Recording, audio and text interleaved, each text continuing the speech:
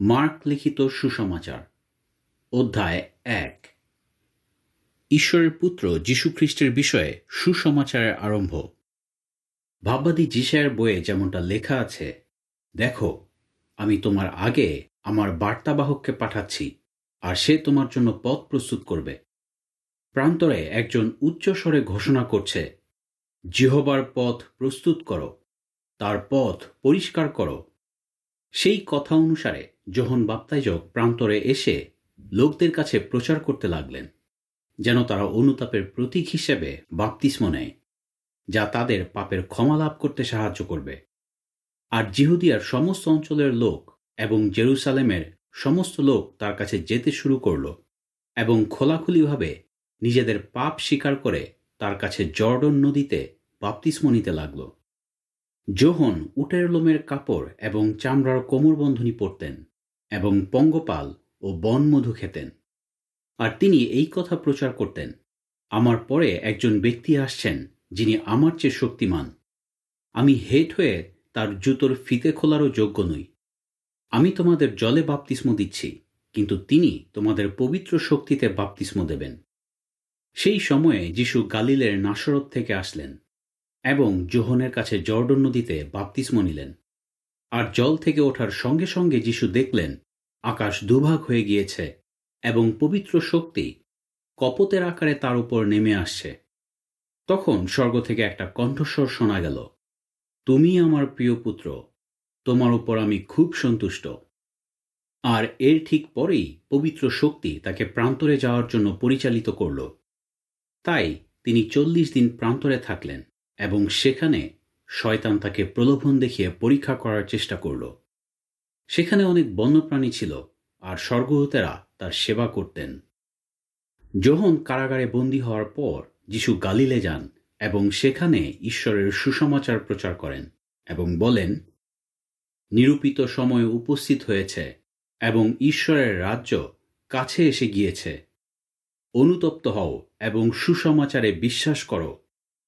একদিন যিশু গালিল সাগরের তীর দিয়ে হাঁটার সময় সিমন এবং তার ভাই আন্দ্রিয়কে সাগরে জাল ফেলতে দেখেন। তারা জেলে ছিলেন। তাদের দেখে যিশু বললেন, আমার সঙ্গে এসো।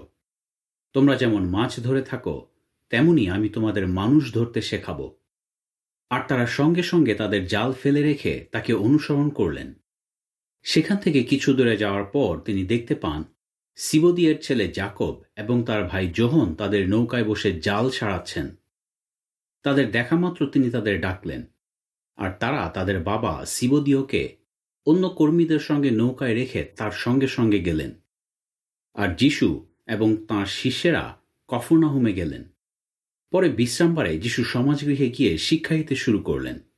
আর লোকেরা তাঁর শিক্ষাদানের পদ্ধতি দেখে অত্যন্ত আশ্চর্য হয়ে গেল, কারণ তিনি অধ্যাপকদের মতো নয়, বরং ঈশ্বরের কাছ থেকে যেভাবে শিক্ষা লাভ করেছিলেন সেই অনুযায়ী শিক্ষা দিচ্ছিলেন।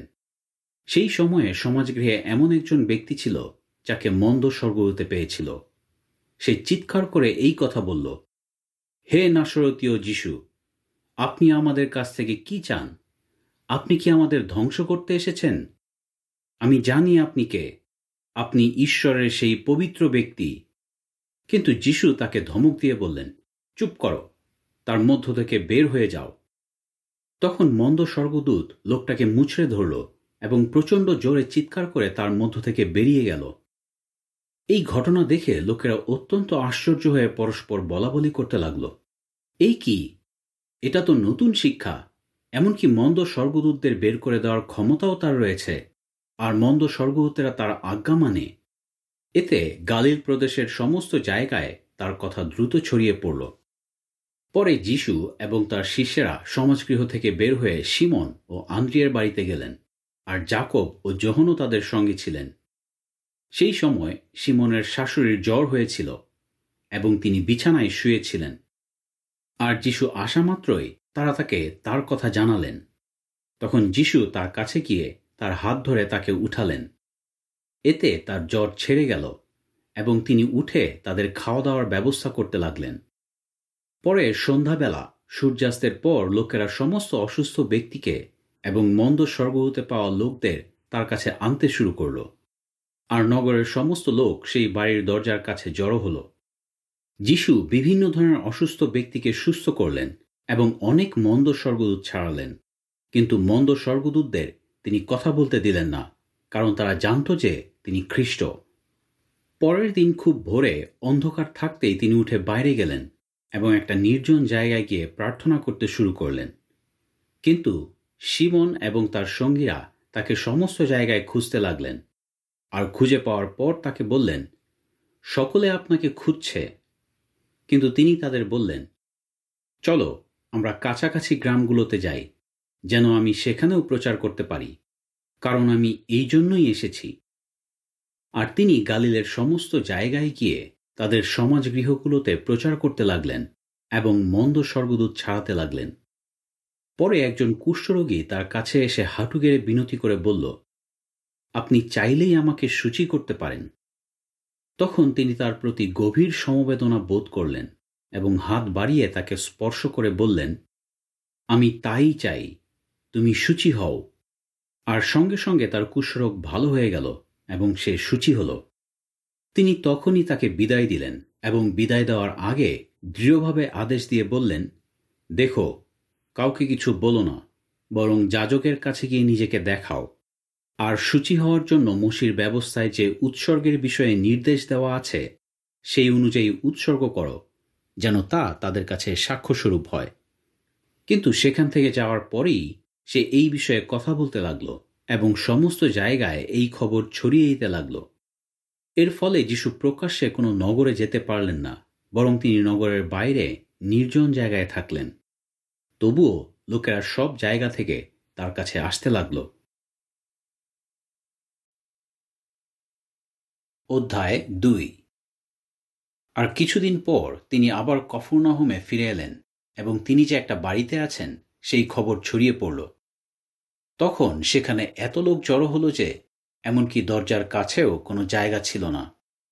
আর তিনি তাদের কাছে ঈশ্বরের বাক্য প্রচার করতে লাগলেন। সেই সময়ে লোকেরা 4 জন লোকের সাহায্যে একজন পক্ষাঘাতীকে বহন করে তার কাছে নিয়ে এলো, কিন্তু ভিড়ের কারণে তারা তাকে সরাসরি যিশুর কাছে নিয়ে যেতে পারল না। তাই যিশু যেখানে ছিলেন তারা ঠিক সেই জায়গার উপরে ছাদের কিছু অংশ সরিয়ে ফেলল এবং সেই খোলা জায়গা দিয়ে পক্ষাঘাতীকে খাটিয়াসহ নামিয়ে দিল। তাদের বিশ্বাস দেখে যিশু সেই পক্ষাঘাতীকে বললেন, বাছা, তোমার পাপ ক্ষমা করা হলো। সেখানে কয়েকজন অধ্যাপক বসেছিল, আর তারা মনে মনে চিন্তা করতে লাগল, এই লোকটা কেন এভাবে কথা বলছে? সে তো ঈশ্বর নিন্দা করছে। ঈশ্বর ছাড়া আর কে পাপ ক্ষমা করতে পারে? তারা যে মনে মনে এভাবে চিন্তা করছে তা যিশু তখনই বুঝতে পারলেন, আর তাই তিনি তাদের বললেন, তোমরা কেন মনে মনে এসব বিষয়ে চিন্তা করছো? এই পক্ষাঘাতীকে কোনটা বলা সহজ, তোমার পাপ ক্ষমা করা হলো বলা, নাকি ওঠো, তোমার খাটিয়া তুলে নিয়ে হাঁটো বলা? কিন্তু আমি চাই যেন তোমরা জানতে পারো পৃথিবীতে পাপ ক্ষমা করার অধিকার মনুষ্যপুত্রের রয়েছে। তিনি সেই পক্ষাঘাতীকে বললেন, আমি তোমাকে বলছি, ওঠো, তোমার খাটিয়া তুলে নিয়ে বাড়িতে চলে যাও। তখন সেই ব্যক্তি উঠে সঙ্গে সঙ্গে তার খাটিয়া তুলে নিল এবং সকলের সামনে দিয়ে হেঁটে বাইরে চলে গেল। এতে তারা সবাই অত্যন্ত আশ্চর্য হয়ে ঈশ্বরের গৌরব করে বলতে লাগল, আমরা আগে কখনো এমনটা দেখিনি। পরে তিনি আবার সাগরের তীরে গেলেন। তখন সমস্ত লোক তাঁর কাছে আসতে লাগল, আর তিনি তাদের শিক্ষা দিতে লাগলেন। এরপর পথে যেতে যেতে তিনি দেখতে পেলেন আলফেয়ের ছেলে লেবি কর আদায়ের কার্যালয়ে বসে আছেন। যিশু তাকে বললেন, আমার অনুসারী হও। তখন তিনি উঠে তার সঙ্গে গেলেন। পরে যিশু লেবির বাড়িতে খাওয়া দাওয়া করার জন্য বসলেন, আর অনেক কর আদায়কারী ও পাপীও যিশু এবং তার শিষ্যদের সঙ্গে খাওয়া দাওয়া করার জন্য বসল, কারণ তাদের মধ্যে অনেকে তার অনুসারী হয়ে উঠেছিল। কিন্তু ফরিসি দলের অধ্যাপকেরা যখন দেখল তিনি পাপীদের এবং কর আদায়কারীদের সঙ্গে খাওয়া দাওয়া করছেন, তখন তারা তার শিষ্যদের বলল, এ কি, উনি তো কর আদায়কারী ও পাপীদের সঙ্গে খাওয়া দাওয়া করেন। এই কথা শুনে যিশু তাদের বললেন, সুস্থ লোকদের চিকিৎসকের প্রয়োজন নেই, কিন্তু অসুস্থ লোকদেরই প্রয়োজন। আমি ধার্মিকদের নয়, কিন্তু পাপীদেরই ডাকতে এসেছি। যোহনের শিষ্যেরা ও ফরিসিরা উপবাস করত। তাই যোহনের শিষ্যেরা যিশুর কাছে এসে জিজ্ঞেস করল, আমরা এবং ফরিসিদের শিষ্যরা উপবাস করি, কিন্তু আপনার শিষ্যেরা কেন উপবাস করে না? যিশু তাদের বললেন, বর সঙ্গে থাকলে বরের বন্ধুরা কি উপবাস করে? যতক্ষণ বর তাদের সঙ্গে থাকেন ততক্ষণ তারা উপবাস করে না। কিন্তু এমন সময় আসবে যখন বরকে তাদের কাছ থেকে নিয়ে যাওয়া হবে, আর সেই দিন তারা উপবাস করবে। পুরনো কাপড়ে কেউ নতুন কাপড়ের তালি দেয় না। যদি দেয়, তাহলে নতুন কাপড়ের সেই টুকরোটা পুরনো কাপড় থেকে ছিঁড়ে বেরিয়ে আসবে, আর এতে ছেঁড়া অংশটা আরও বড় হয়ে যাবে। একইভাবে কেউই পুরনো কুপায় নতুন দ্রাক্ষারস রাখে না। যদি রাখে, তাহলে দ্রাক্ষারসের কারণে কুপাগুলো ফেটে যাবে এবং দ্রাক্ষারসের সঙ্গে সঙ্গে কুপাগুলোও নষ্ট হবে। তাই লোকেরা নতুন দ্রাক্ষারস নতুন কুপাতেই রাখে। একবার যিশু বিশ্রামবারে শস্যক্ষেতের মধ্য দিয়ে যাচ্ছিলেন, আর তার শিষ্যেরা যেতে যেতে শস্যের শীষ ছিঁড়তে লাগলেন।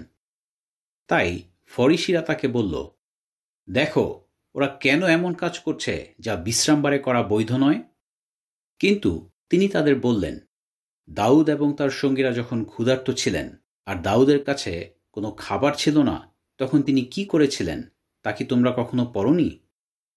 তিনি তো প্রধান যাজক অবিয়াথরের সময়ে ঈশ্বরের গৃহে প্রবেশ করেছিলেন এবং যে রুটি যাজকেরা ছাড়া অন্য কারো পক্ষে খাওয়া বৈধ নয়, সেই দর্শন রুটি খেয়েছিলেন এবং তার সঙ্গীদেরও খেতে দিয়েছিলেন। তিনি তাদের আরও বললেন, মানুষের জন্যই বিশ্রামবার সৃষ্টি হয়েছে, বিশ্রামবারের জন্য মানুষ সৃষ্টি হয়নি। তাই মনুষ্যপুত্র বিশ্রামবারেরও প্রভু। অধ্যায় ৩।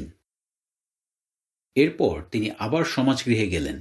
সেখানে এমন একজন লোক ছিল যার একটা হাত শুকিয়ে গিয়েছিল, আর তিনি বিশ্রামবারে লোকটিকে সুস্থ করেন কিনা তা দেখার জন্য ফরিসিরা তার উপর নজর রাখছিল, যাতে তার দোষ ধরতে পারে। তখন যে লোকটির হাত শুকিয়ে গিয়েছিল তাকে তিনি বললেন, উঠে এসো, মাঝখানে দাঁড়াও। এরপর তিনি তাদের বললেন, বিশ্রামবারে কি করা বৈধ, ভালো করা না মন্দ করা, জীবন রক্ষা করা না হত্যা করা? কিন্তু তারা চুপ করে থাকল। তখন তিনি তাদের হৃদয়ের কঠিন অবস্থা দেখে অত্যন্ত দুঃখিত হলেন এবং তাদের দিকে ক্রুদ্ধ দৃষ্টিতে তাকালেন। তারপর লোকটিকে বললেন, তোমার হাত বাড়িয়ে দাও। তখন সে তার হাত বাড়িয়ে দিল এবং তার হাত ভালো হয়ে গেল। এতে ফরিসিরা বাইরে গিয়ে তখনই হেরোদের দলের লোকেদের সঙ্গে তাঁর বিরুদ্ধে ষড়যন্ত্র করতে লাগল, যাতে তাকে হত্যা করতে পারে। কিন্তু যিশু তার শিষ্যদের নিয়ে গালিল সাগরের তীরে গেলেন এবং গালিল ও জিহুদিয়া থেকে প্রচুর লোক তার পিছনে পিছনে গেল। যিশু যে সমস্ত কাজ করছিলেন সেগুলো শুনে এমনকি জেরুসালেম, ইদোম, জর্ডন নদীর ওপারের অঞ্চল এবং সোর ও সিদনের চারিদিক থেকেও প্রচুর লোক তার কাছে এলো। তাই তিনি তার শিষ্যদের একটা ছোট নৌকা প্রস্তুত রাখতে বললেন, যাতে লোকেরা ভিড়ের কারণে চাপাচাপি করে তার উপর না পড়ে। যেহেতু তিনি অনেক লোককে সুস্থ করেছিলেন, তাই যারা গুরুতর রোগে ভুগছিল তারা সবাই তাকে স্পর্শ করার জন্য তার চারিদিকে ভিড় করতে লাগল। আর যখনই মন্দ স্বর্গ হতে পাওয়া লোকেরা তাকে দেখতে পেত, তখনই তারা তাঁর সামনে লুটিয়ে পড়ত এবং চিৎকার করে বলত, আপনি ঈশ্বরের পুত্র। কিন্তু তিনি বারবার তাদের কড়াভাবে আদেশ দিয়েছিলেন যেন তারা তার পরিচয় প্রকাশ না করে। এরপর তিনি একটা পর্বতে উঠলেন এবং তার কয়েকজন শিষ্যকে ডাকলেন, আর তারা তার কাছে এলেন। আর তিনি 12 জন পুরুষকে বাছাই করলেন এবং তাদের প্রেরিত নাম দিলেন। এই 12 জন তার সঙ্গে সঙ্গে ছিলেন এবং তাদের তিনি প্রচার করার জন্য পাঠান। আর তিনি তাদের মন্দ স্বর্গদূত ছাড়ানোর ক্ষমতাও দেন। তিনি যে 12 জনকে নিযুক্ত করলেন তারা হল শিমন, যাকে তিনি নাম দিলেন পিতর, সিবদিয়ের ছেলে জাকব এবং তার ভাই যোহন, যাদের তিনি নাম দিলেন বোয়ানার্গিস, যার অর্থ মেঘধ্বনির পুত্রেরা, আন্দ্রিয়, ফিলিপ, বর্থলময়, মথি, থোমা, আলফের ছেলে জাকব, থদ্দেয়, কনানি শিমন, এবং সেই ইস্করিয়তীয় জিহুদা যে পরে তার সঙ্গে বিশ্বাসঘাতকতা করেছিল। এরপর তিনি একটা বাড়িতে প্রবেশ করলেন। সেখানে আবারও এত লোক জড়ো হলো যে যিশু এবং তার শিষ্যেরা এমনকি খাবারও খেতে পারলেন না। কিন্তু তার আত্মীয় স্বজন যখন এই সমস্ত বিষয় জানতে পারল, তখন তারা তাকে নিয়ে যাওয়ার জন্য এলো, কারণ তারা বলতে লাগলো, ওর মাথা খারাপ হয়ে গিয়েছে। যে অধ্যাপকেরা জেরুসালেম থেকে এসেছিল তারা বলল, ওকে বেলজেবুবে পেয়েছে, আর ও মন্দ স্বর্গদূতদের রাজার সাহায্যেই মন্দ স্বর্গদূত ছাড়ায়। তখন তিনি তাদের কাছে ডেকে দৃষ্টান্ত দিয়ে বললেন, শয়তান কেমন করে শয়তানকে ছাড়াতে পারে? কোনো রাজ্য যদি নিজের বিপক্ষে বিভক্ত হয়ে যায়, তাহলে সেই রাজ্য টিকে থাকতে পারে না। আর কোনো পরিবার যদি নিজের বিপক্ষে বিভক্ত হয়ে যায়, তাহলে সেই পরিবার টিকে থাকতে পারে না। একইভাবে শয়তান যদি নিজের বিপক্ষে দাঁড়ায় এবং বিভক্ত হয়ে যায়, তাহলে সেও টিকে থাকতে পারে না, বরং সেখানেই তার শেষ হয়। আসলে কেউই একজন বলবান ব্যক্তির বাড়িতে ঢুকে তার জিনিসপত্র কেড়ে নিতে পারে না, যদি না আগে সে সেই বলবান ব্যক্তিকে বাঁধে। তাকে বাঁধার পরেই সে তার বাড়ি লুট করতে পারে। আমি তোমাদের সত্যি বলছি, মানুষেরা যে সমস্ত পাপ ও নিন্দা করে সেগুলো ক্ষমা করা হবে, কিন্তু যে কেউ পবিত্র শক্তির বিরুদ্ধে নিন্দা করে তার পাপ কখনো ক্ষমা করা হবে না, বরং সে চিরকাল তার পাপের দায়ে দায়ী থাকবে। তিনি তাদের এই কথা বললেন কারণ তারা বলেছিল, ওকে মন্দ স্বর্গদূতে পেয়েছে। সেই সময়ে তার মা ও ভাইয়েরা সেখানে এলেন এবং বাইরে দাঁড়িয়ে থেকে তাকে ডেকে পাঠালেন। তখন তাঁর চারিদিকে অনেক লোক বসেছিল। তারা তাকে বলল, দেখুন, আপনার মা ও ভাইয়েরা বাইরে আপনার জন্য অপেক্ষা করছেন। কিন্তু তিনি উত্তরে তাদের বললেন, কে আমার মা আর আমার ভাইয়েরাই বা কারা? এরপর তার চারপাশে যারা বসেছিল তাদের দিকে তাকিয়ে তিনি বললেন, এই দেখো আমার মা এবং আমার ভাইয়েরা। যে কেউ ঈশ্বরের ইচ্ছা পালন করে সেই আমার ভাই ও বোন ও মা। অধ্যায় 4। যিশু আবার সাগরের তীরে শিক্ষা দিতে লাগলেন। তখন তার কাছে এত লোকের ভিড় হল যে তিনি একটা নৌকায় উঠে বসলেন এবং তীর থেকে কিছুটা দূরে গেলেন, কিন্তু লোকেরা সবাই সাগরের তীরে থাকল। আর তিনি দৃষ্টান্তের মাধ্যমে তাদের অনেক বিষয়ে শিক্ষা দিতে লাগলেন। শিক্ষা দেওয়ার সময় তিনি বললেন, মনোযোগ দিয়ে শোনো। একজন বীজ বপনকারী বীজ বুনতে গেল। বোনার সময় কিছু বীজ পথের পাশে পড়ল এবং পাখিরা এসে সেগুলো খেয়ে ফেলল। আবার কিছু বীজ এমন পাথুরে জায়গায় পড়ল যেখানে বেশি মাটি ছিল না, আর বেশি মাটি না থাকাতে বীজ তাড়াতাড়ি অঙ্কুরিত হল। কিন্তু সূর্যের তাপ প্রচণ্ড বেড়ে গেলে সেগুলো ঝলসে গেল এবং মূল গভীরে না যাওয়াতে শুকিয়ে মরে গেল। আবার কিছু বীজ কাঁটাবনের মধ্যে পড়ল, আর কাঁটাবন বেড়ে উঠে চারাগুলোকে চেপে রাখল এবং সেগুলোতে কোনো ফল ধরল না। কিন্তু কিছু বীজ উত্তম জমিতে পড়ল, আর সেগুলো অঙ্কুরিত হয়ে বাড়তে লাগল এবং সেগুলোতে ফল ধরতে শুরু করল। কোনোটাতে 30 গুণ, কোনোটাতে 60 গুণ এবং কোনোটাতে 100 গুণ। তিনি আরও বললেন, যার শোনার মতো কান আছে সে শুনুক। পরে যিশু যখন একা ছিলেন, তখন কয়েকজন শিষ্য এবং সেই 12 জন তাকে দৃষ্টান্তের বিষয়ে প্রশ্ন জিজ্ঞেস করতে লাগলেন। তিনি তাদের বললেন, ঈশ্বরের রাজ্যের পবিত্র রহস্য তোমাদের কাছে প্রকাশ করা হয়েছে, কিন্তু বাকি সকলের কাছে সবই দৃষ্টান্তের মাধ্যমে বলা হয়। তাই তারা হয়তো তাকাবে ঠিকই কিন্তু দেখতে পাবে না, শুনবে ঠিকই কিন্তু এর অর্থ বুঝতে পারবে না। আর এই কারণে তারা কখনো ফিরেও আসবে না আর ক্ষমাও পাবে না। এরপর তিনি তাদের বললেন, তোমরা যদি এই দৃষ্টান্তের অর্থই বুঝতে না পারো, তাহলে অন্যান্য দৃষ্টান্তের অর্থ কেমন করে বুঝবে? বীজ বপনকারী ঈশ্বরের বাক্য বনে। যে বীজগুলো পথের পাশে পড়েছিল তারা এমন লোকদের মতো যাদের মধ্যে বাক্য বোনা হয়, কিন্তু তারা বাক্য শোনার সঙ্গে সঙ্গেই শয়তান এসে তাদের মধ্যে যে বাক্য বোনা হয়েছিল তা নিয়ে যায়। একইভাবে যে বীজগুলো পাথুরে জায়গায় বোনা হয়েছিল তারা হলো সেই ব্যক্তি যারা বাক্য শোনা মাত্রই আনন্দের সঙ্গে তা গ্রহণ করে। তবে মূল তাদের হৃদয়ের গভীরে না যাওয়াতে তারা কিছু সময়ের জন্য সেই বাক্য ধরে রাখে। পরে যখনই বাক্যের কারণে ক্লেশ কিংবা তাড়না আসে, তখনই তারা বিশ্বাস হারায়। আর এমন বীজও রয়েছে যেগুলো কাঁটাবনে বোনা হয়েছিল। তারা এমন লোক যারা বাক্য শোনে, কিন্তু এই বিধি ব্যবস্থার উদ্বিগ্নতা, ধন সম্পদের মায়াশক্তি এবং অন্যান্য বিষয়ের অভিলাষ তাদের হৃদয়ে প্রবেশ করে এবং সেই বাক্য চেপে রাখে, আর তারা কোনো ফল উৎপন্ন করে না। শেষে যে বীজগুলো উত্তম জমিতে বোনা হয়েছিল, তারা এমন লোক যারা বাক্য মনোযোগ দিয়ে শোনে এবং আগ্রহের সঙ্গে গ্রহণ করে এবং ফল উৎপন্ন করে, কেউ 30 গুণ, কেউ 60 গুণ এবং কেউ 100 গুণ। তিনি তাদের আরও বললেন, প্রদীপ জেলে কি কেউ পাত্র দিয়ে ঢেকে রাখে অথবা খাটের নিচে রাখে? সেটা কি প্রদীপদানির উপরেই রাখে না? কারণ এমন কিছুই নেই যা গোপন রয়েছে অথচ প্রকাশ করা হবে না, আর এমন কিছুই নেই যা সাবধানে লুকিয়ে রাখা হয়েছে অথচ প্রকাশ পাবে না। যার শোনার মতো কান আছে সে শুনুক। তিনি তাদের আরও বললেন, তোমরা যা শুনছ তাতে মনোযোগ দাও।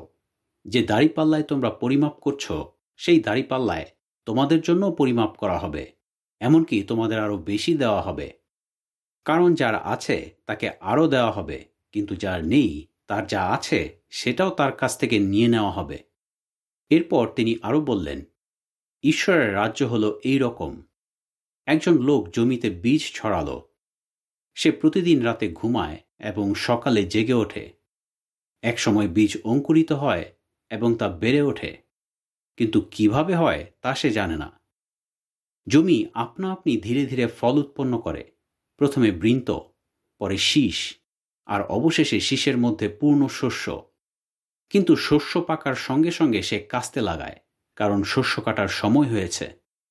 তারপর তিনি আরও বললেন, আমরা কিসের সঙ্গে ঈশ্বরের রাজ্যের তুলনা করব, অথবা কোন দৃষ্টান্ত দিয়েই তা ব্যাখ্যা করব? এটা একটা সর্ষে দানার মতো। সেই বীজ জমিতে বোনার সময় পৃথিবীর সমস্ত বীজের মধ্যে সবচেয়ে ক্ষুদ্র থাকে, কিন্তু সেই বীজ বোনার পর চারা বের হয়ে যখন বেড়ে ওঠে, তখন তা সমস্ত শাক সবজির গাছের চেয়ে বড় হয় এবং তাতে এত বড় ডালপালা বের হয় যে আকাশের পাখিরা এসে সেটার ছায়ায় থাকতে পারে। তিনি এইরকম আরও অনেক দৃষ্টান্তের মাধ্যমে তাদের বোঝার ক্ষমতা অনুসারে তাদের কাছে ঈশ্বরের বাক্য প্রচার করতেন। আসলে দৃষ্টান্ত ব্যবহার না করে তিনি তাদের কিছুই বলতেন না, কিন্তু তার শিষ্যদের সঙ্গে একান্তে থাকার সময় তিনি তাদের সবকিছু বুঝিয়ে দিতেন। সেই দিন সন্ধ্যা হলে তিনি তাদের বললেন, চলো আমরা ওপারে যাই। তখন তারা লোকদের বিদায় দিয়ে যিশু যে নৌকায় বসেছিলেন সেই নৌকা নিয়ে চললেন, আর তার নৌকার সঙ্গে আরও নৌকা ছিল। এরপর এক প্রচণ্ড ঝড় উঠল এবং ঢেউ এসে নৌকায় এমনভাবে আছড়ে পড়তে লাগলো যে নৌকাটা জলে পূর্ণ হতে লাগল। কিন্তু তিনি নৌকার পিছন দিকে বালিশে মাথা দিয়ে ঘুমাচ্ছিলেন। তাই তারা তাকে ঘুম থেকে জাগিয়ে তুলে বললেন, গুরু, আপনার কি চিন্তা হচ্ছে না যে আমরা মারা পড়ছি? তখন তিনি উঠে বাতাসকে ধমক দিলেন এবং সাগরকে বললেন, থামো, শান্ত হও। এতে বাতাস থেমে গেল আর সবকিছু একেবারে শান্ত হয়ে গেল। পরে তিনি তাদের বললেন, তোমরা এত ভয় পাচ্ছ কেন? তোমাদের কি এখনো বিশ্বাস হয়নি? কিন্তু তারা ভীষণ ভয় পেলেন এবং পরস্পর বলতে লাগলেন, ইনি আসলে কে? এমনকি বাতাস ও সাগরও তার আদেশ মানে। অধ্যায় 5। এরপর তারা সাগরের অন্য পারে গেরাসিনদের অঞ্চলে এসে উপস্থিত হলেন, আর যিশু নৌকা থেকে নামার সঙ্গে সঙ্গে মন্দ স্বর্গদূতে পাওয়া এক ব্যক্তি কবরস্থান থেকে বের হয়ে তার সামনে এলো। সে কবরস্থানে থাকত এবং কেউই তাকে বেঁধে রাখতে পারত না, এমনকি শিকল দিয়েও নয়। তাকে বারবার বেড়ি ও শিকল দিয়ে বাঁধা হতো, কিন্তু সে শিকল ছিঁড়ে ফেলত এবং বেড়ি ভেঙে ফেলত, আর কারোরই তাকে দমন করে রাখার মতো শক্তি ছিল না। সে দিনরাত কবরে কবরে ও পাহাড় পর্বতে চিৎকার করে বেড়াত এবং পাথর দিয়ে নিজেকে ক্ষতবিক্ষত করত। কিন্তু দূর থেকে যিশুকে দেখতে পেয়ে সে দৌড়ে তাঁর কাছে এলো এবং হাঁটু গেড়ে তাঁকে প্রণাম করল। এরপর সে খুব জোরে চিৎকার করে বলল, হে যিশু, পরমেশ্বরের পুত্র, আপনি আমার কাছ থেকে কি চান? ঈশ্বরের দিব্য দিচ্ছি, আমাকে যন্ত্রণা দেবেন না। সে এই কথা বলল কারণ যিশু তাকে বলছিলেন, হে মন্দ স্বর্গদূত, এই ব্যক্তির মধ্য থেকে বের হয়ে যাও। কিন্তু যিশু তাকে জিজ্ঞেস করলেন, তোমার নাম কি? সে উত্তর দিল, আমার নাম বাহিনী, কারণ আমরা অনেকে আছি। আর সে যিশুর কাছে বিনতি করে বলতে লাগল যেন তিনি তাদের সেই অঞ্চল থেকে বের করে না দেন। সেই সময় কাছেই পর্বতে বড় এক পাল শূকর চড়ছিল। তাই মন্দ স্বর্গদূতেরা তার কাছে বিনতি করে বলল, আমাদের ওই শূকরগুলোর মধ্যে প্রবেশ করার অনুমতি দিন। তখন তিনি তাদের অনুমতি দিলেন। এতে সেই মন্দ স্বর্গদূতেরা ওই ব্যক্তির মধ্য থেকে বের হয়ে শূকরগুলোর মধ্যে প্রবেশ করল। আর সেই শূকরের পাল পর্বতের খাড়া ধারের দিকে দ্রুত বেগে দৌড়ে গিয়ে সাগরে পড়ল এবং ডুবে মরল। সেই পালের মধ্যে প্রায় 2000টা শূকর ছিল। তা দেখে যারা শূকরের পাল চড়াচ্ছিল তারা সেখান থেকে পালিয়ে গেল আর নগরে এবং এর আশেপাশের এলাকায় গিয়ে সেই ঘটনাটা জানালো। তখন কি ঘটেছে তা দেখার জন্য লোকেরা এলো। যিশুর কাছে এসে তারা দেখতে পেল মন্দ স্বর্গদূতে পাওয়া সেই ব্যক্তি, যার উপর আগে বাহিনী ভর করেছিল, কাপড় পরে সুস্থ হয়ে বসে আছে। তা দেখে তারা ভয় পেয়ে গেল। আর যারা এই ঘটনা নিজের চোখে দেখেছিল তারা মন্দ স্বর্গদূতে পাওয়া সেই ব্যক্তির প্রতি এবং শূকরের পালের প্রতি কি ঘটেছে তা সেই লোকদের কাছে বর্ণনা করল। তখন তারা যিশুকে বিনতি করে বলতে লাগল যেন তিনি তাদের অঞ্চল থেকে চলে যান। পরে যিশু যখন নৌকায় উঠছিলেন তখন সেই ব্যক্তি যাকে মন্দ স্বর্গদূতে পেয়েছিল তার সঙ্গে যাওয়ার জন্য বিনতি করতে লাগল। কিন্তু যিশু তাকে অনুমতি দিলেন না, বরং তাকে বললেন, তোমার বাড়িতে আত্মীয় স্বজনের কাছে ফিরে যাও এবং জিহোবা তোমার জন্য যা কিছু করেছেন এবং তোমার প্রতি যে করুণা দেখিয়েছেন তা তাদের জানাও। তখন সেই ব্যক্তি সেখান থেকে চলে গেল এবং যিশু তার জন্য যা যা করেছেন সেই সমস্ত কিছু দিকাপলিতে ঘোষণা করতে লাগল।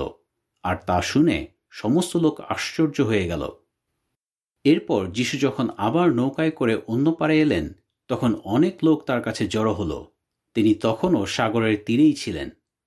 তখন যাইর নামে সমাজগৃহের একজন অধ্যক্ষ সেখানে এলেন এবং তাকে দেখে তার পায়ে পড়লেন। তিনি বারবার তাকে বিনতি করে বলতে লাগলেন, আমার ছোট্ট মেয়েটি খুবই অসুস্থ, দয়া করে আমার সঙ্গে আসুন এবং ওর উপর হাত রাখুন যেন ও সুস্থ হয়ে ওঠে এবং বেঁচে থাকে। তখন যিশু তার সঙ্গে গেলেন আর অনেক লোক তার পিছন পিছন যেতে লাগল এবং তার উপর চাপাচাপি করে পড়তে লাগল। সেখানে একজন মহিলা ছিল যে 12 বছর ধরে রক্তস্রাব রোগে ভুগছিল।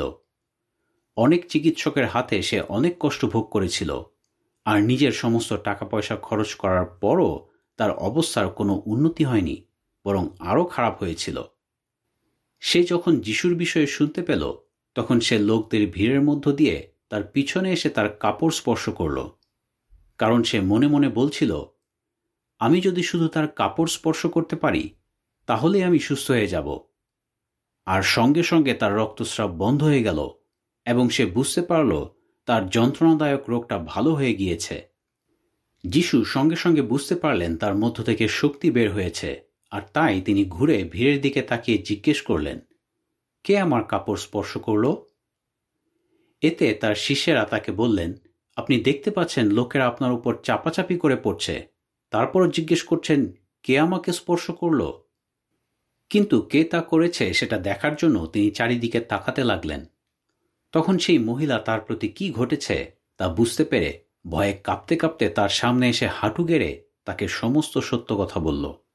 যিশু তখন তাকে বললেন, কন্যা, তোমার বিশ্বাস তোমাকে সুস্থ করেছে, শান্তিতে যাও এবং এই যন্ত্রণাদায়ক রোগ থেকে মুক্ত থাকো। যিশু যখন কথা বলছিলেন তখন সমাজগৃহের অধ্যক্ষ যাইরের বাড়ি থেকে কয়েকজন লোক এসে যাইরকে বলল, আপনার মেয়ে মারা গিয়েছে, গুরুকে আর কষ্ট দিচ্ছেন কেন? কিন্তু যিশু তাদের কথা শুনতে পেলেন এবং সমাজগৃহের অধ্যক্ষকে বললেন, ভয় করো না, শুধু বিশ্বাস রাখো। এরপর তিনি পিতর, যাকব এবং তার ভাই যোহনকে ছাড়া আর কাউকে নিজের সঙ্গে যেতে দিলেন না। পরে তারা সমাজগৃহের অধ্যক্ষের বাড়িতে এলেন আর যিশু দেখতে পেলেন সেখানে কোলাহল হচ্ছে এবং লোকেরা জোরে জোরে কাঁদছে এবং বিলাপ করছে। ভিতরে প্রবেশ করার পর তিনি তাদের বললেন, কেন তোমরা কাঁদছ এবং কোলাহল করছ? মেয়েটি তো মারা যায়নি, ঘুমিয়ে আছে। এই কথা শুনে লোকেরা তাকে নিয়ে হাসাহাসি করতে লাগল। কিন্তু তিনি সবাইকে ঘর থেকে বের করে দিলেন আর এরপর মেয়েটির বাবা মা এবং তার শিষ্যদের সঙ্গে নিয়ে মেয়েটিকে যেখানে শুয়ে রাখা হয়েছিল সেখানে গেলেন। তারপর তিনি মেয়েটির হাত ধরে তাকে বললেন, তালিথা কুমি, অনুবাদ করলে এর অর্থ, খুকি, আমি তোমাকে বলছি, ওঠো। আর সঙ্গে সঙ্গে মেয়েটি উঠল এবং হেঁটে বেড়াতে লাগল। তার বয়স ছিল 12 বছর। তা দেখে সেখানে যারা ছিল তারা আনন্দে উচ্ছ্বসিত হয়ে গেল। কিন্তু তিনি তাদের বারবার এই আদেশ দিলেন যেন তারা এই বিষয়ে কাউকে কিছু না বলে। এরপর তিনি মেয়েটিকে কিছু খেতে দিতে বললেন। অধ্যায় 6। এরপর তিনি সেই জায়গা ছেড়ে নিজের এলাকায় গেলেন এবং তার শিষ্যরাও তার সঙ্গে গেলেন। আর বিশ্রামবারে তিনি সমাজগৃহে গিয়ে শিক্ষা দিতে লাগলেন। এবং যারা তার কথা শুনল তাদের মধ্যে অনেকে অত্যন্ত আশ্চর্য হয়ে বলল, কোথা থেকে সে এসব শিখল? কিভাবেই বা সে এত প্রজ্ঞা অর্জন করল? আর কেই বা তাকে এই সমস্ত অলৌকিক কাজ করার ক্ষমতা দিল?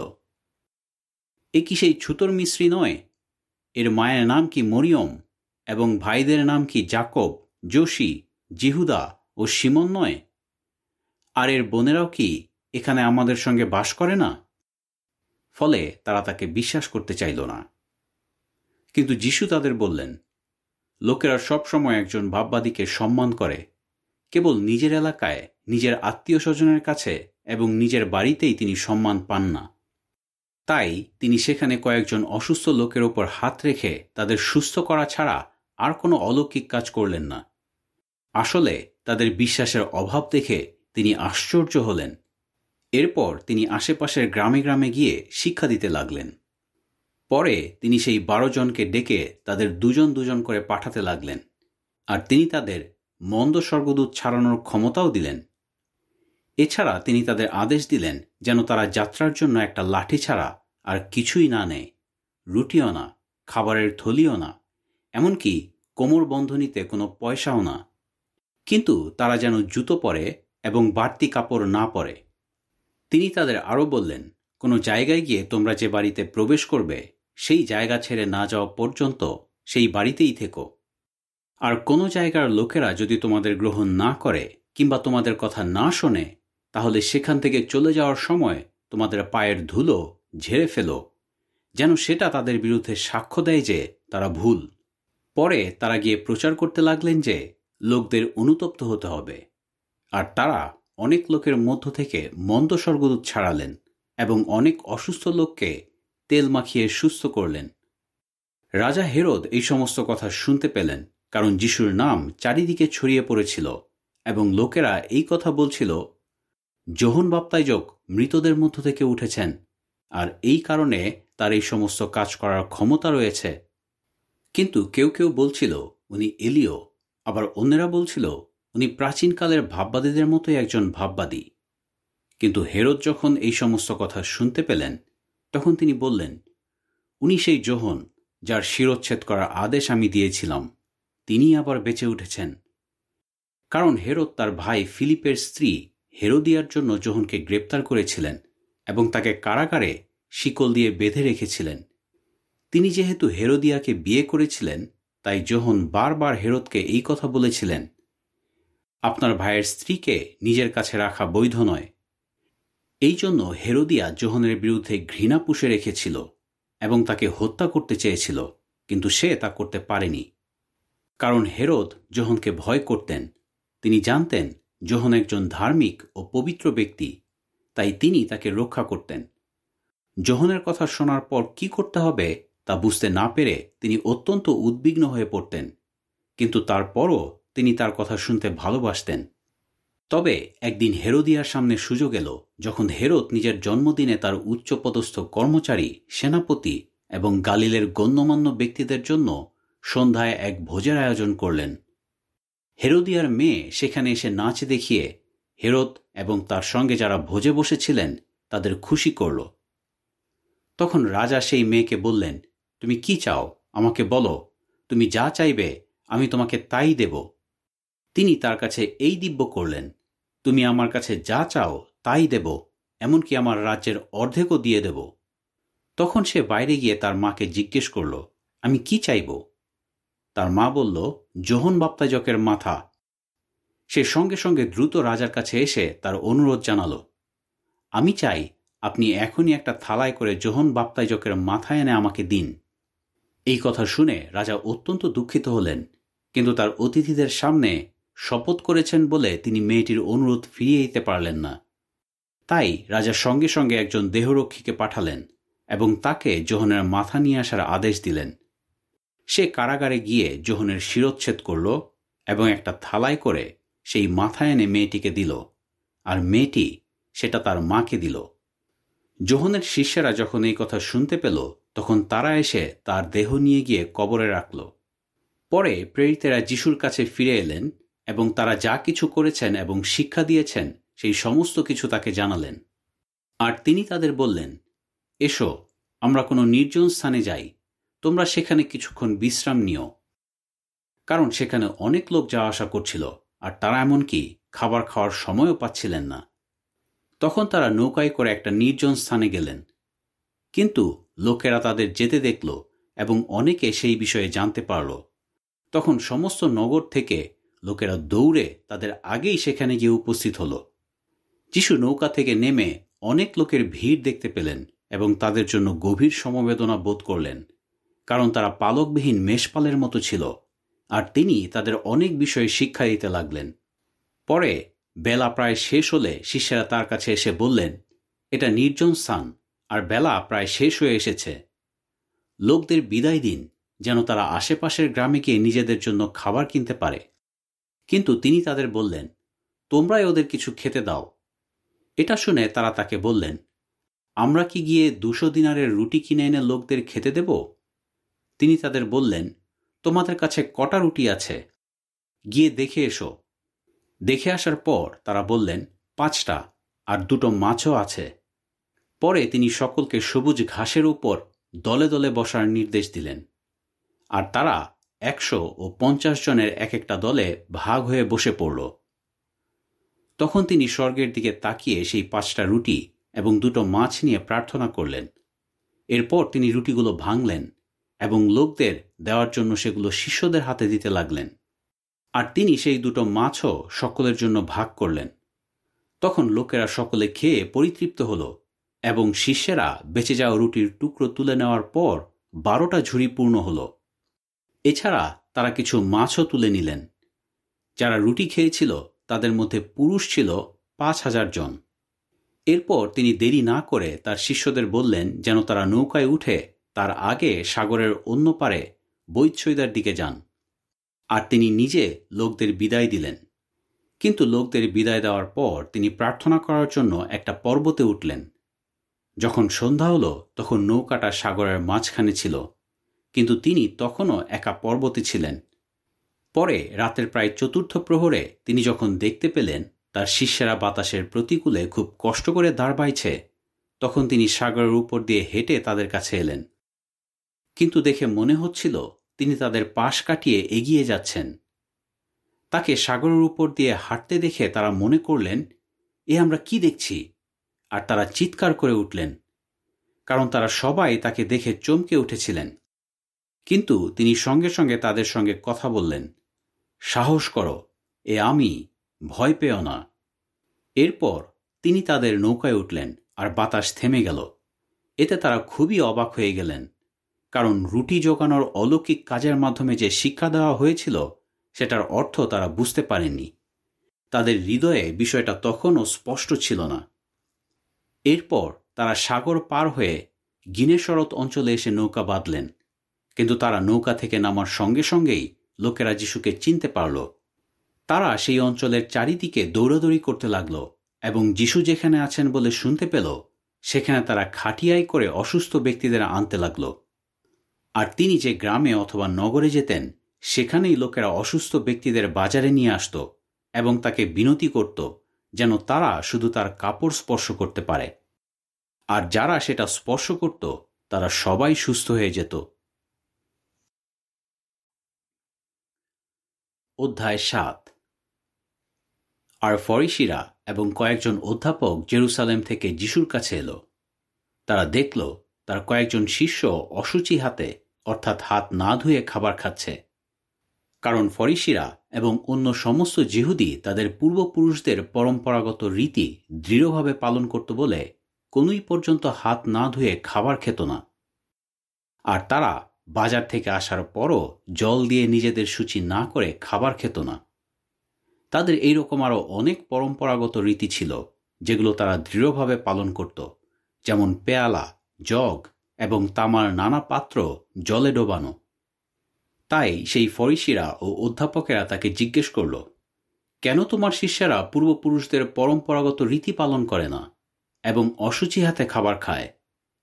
তিনি তাদের বললেন, ভণ্ডেরা, যিশায়া তোমাদের বিষয়ে ঠিকই ভবিষ্যৎবাণী করেছেন, যেমনটা লেখা আছে, এই লোকেরা শুধু মুখেই আমার সম্মান করে, কিন্তু তাদের হৃদয়ে আমার কাছ থেকে অনেক দূরে থাকে।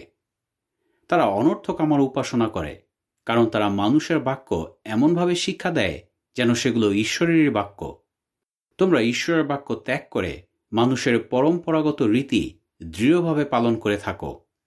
তিনি তাদের আরও বললেন, তোমরা তোমাদের পরম্পরাগত রীতি পালন করার জন্য চতুরতার সঙ্গে ঈশ্বরের আদেশ অমান্য করে থাকো। যেমন মসি বলেছেন, তোমার বাবা ও মাকে সমাদর করো, এবং যে কেউ তার বাবা অথবা মায়ের সঙ্গে অত্যন্ত খারাপভাবে কথা বলে তাকে মৃত্যুদণ্ড দেওয়া হবে। কিন্তু তোমরা বলে থাকো, একজন ব্যক্তি যদি তার বাবা অথবা মাকে বলে, আমার যা কিছু দিয়ে তোমার উপকার হতো তা কোরবান, অর্থাৎ ঈশ্বরের উদ্দেশ্যে উৎসর্গীকৃত উপহার, তাহলে এতে দোষের কিছু নেই।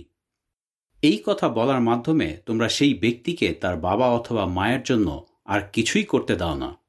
এভাবে তোমরা তোমাদের পরম্পরাগত রীতি শিক্ষা দেওয়ার মাধ্যমে ঈশ্বরের বাক্যকে মূল্যহীন করে ফেলছ। তোমরা এমন আরও অনেক কিছুই করে থাকো।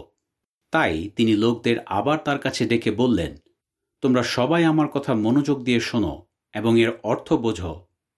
এমন কিছু নেই যা বাইরে থেকে মানুষের ভিতরে প্রবেশ করে তাকে অশুচি করতে পারে, কিন্তু মানুষের ভিতর থেকে যা বের হয়ে আসে সেটাই তাকে অশুচি করে। পরে তিনি লোকদের ছেড়ে একটা বাড়িতে প্রবেশ করলেন, আর তখন তার শিষ্যেরা তাকে সেই দৃষ্টান্তের অর্থ জিজ্ঞেস করতে লাগলেন। তিনি তাদের বললেন, তাদের মতো তোমরাও কি বুঝতে পারছো না? তোমরা কি জানো না, যা বাইরে থেকে মানুষের ভিতরে প্রবেশ করে তা তাকে অশুচি করতে পারে না? কারণ এটা তার হৃদয়ে নয়, বরং তার পাকস্থলিতে প্রবেশ করে, আর পরে তা বের হয়ে নর্দমাতে চলে যায়। এভাবে তিনি সমস্ত খাবারকেই সূচি বলে ঘোষণা করলেন। তিনি আরও বললেন, মানুষের ভিতর থেকে যা বের হয় সেটাই তাকে অশুচি করে।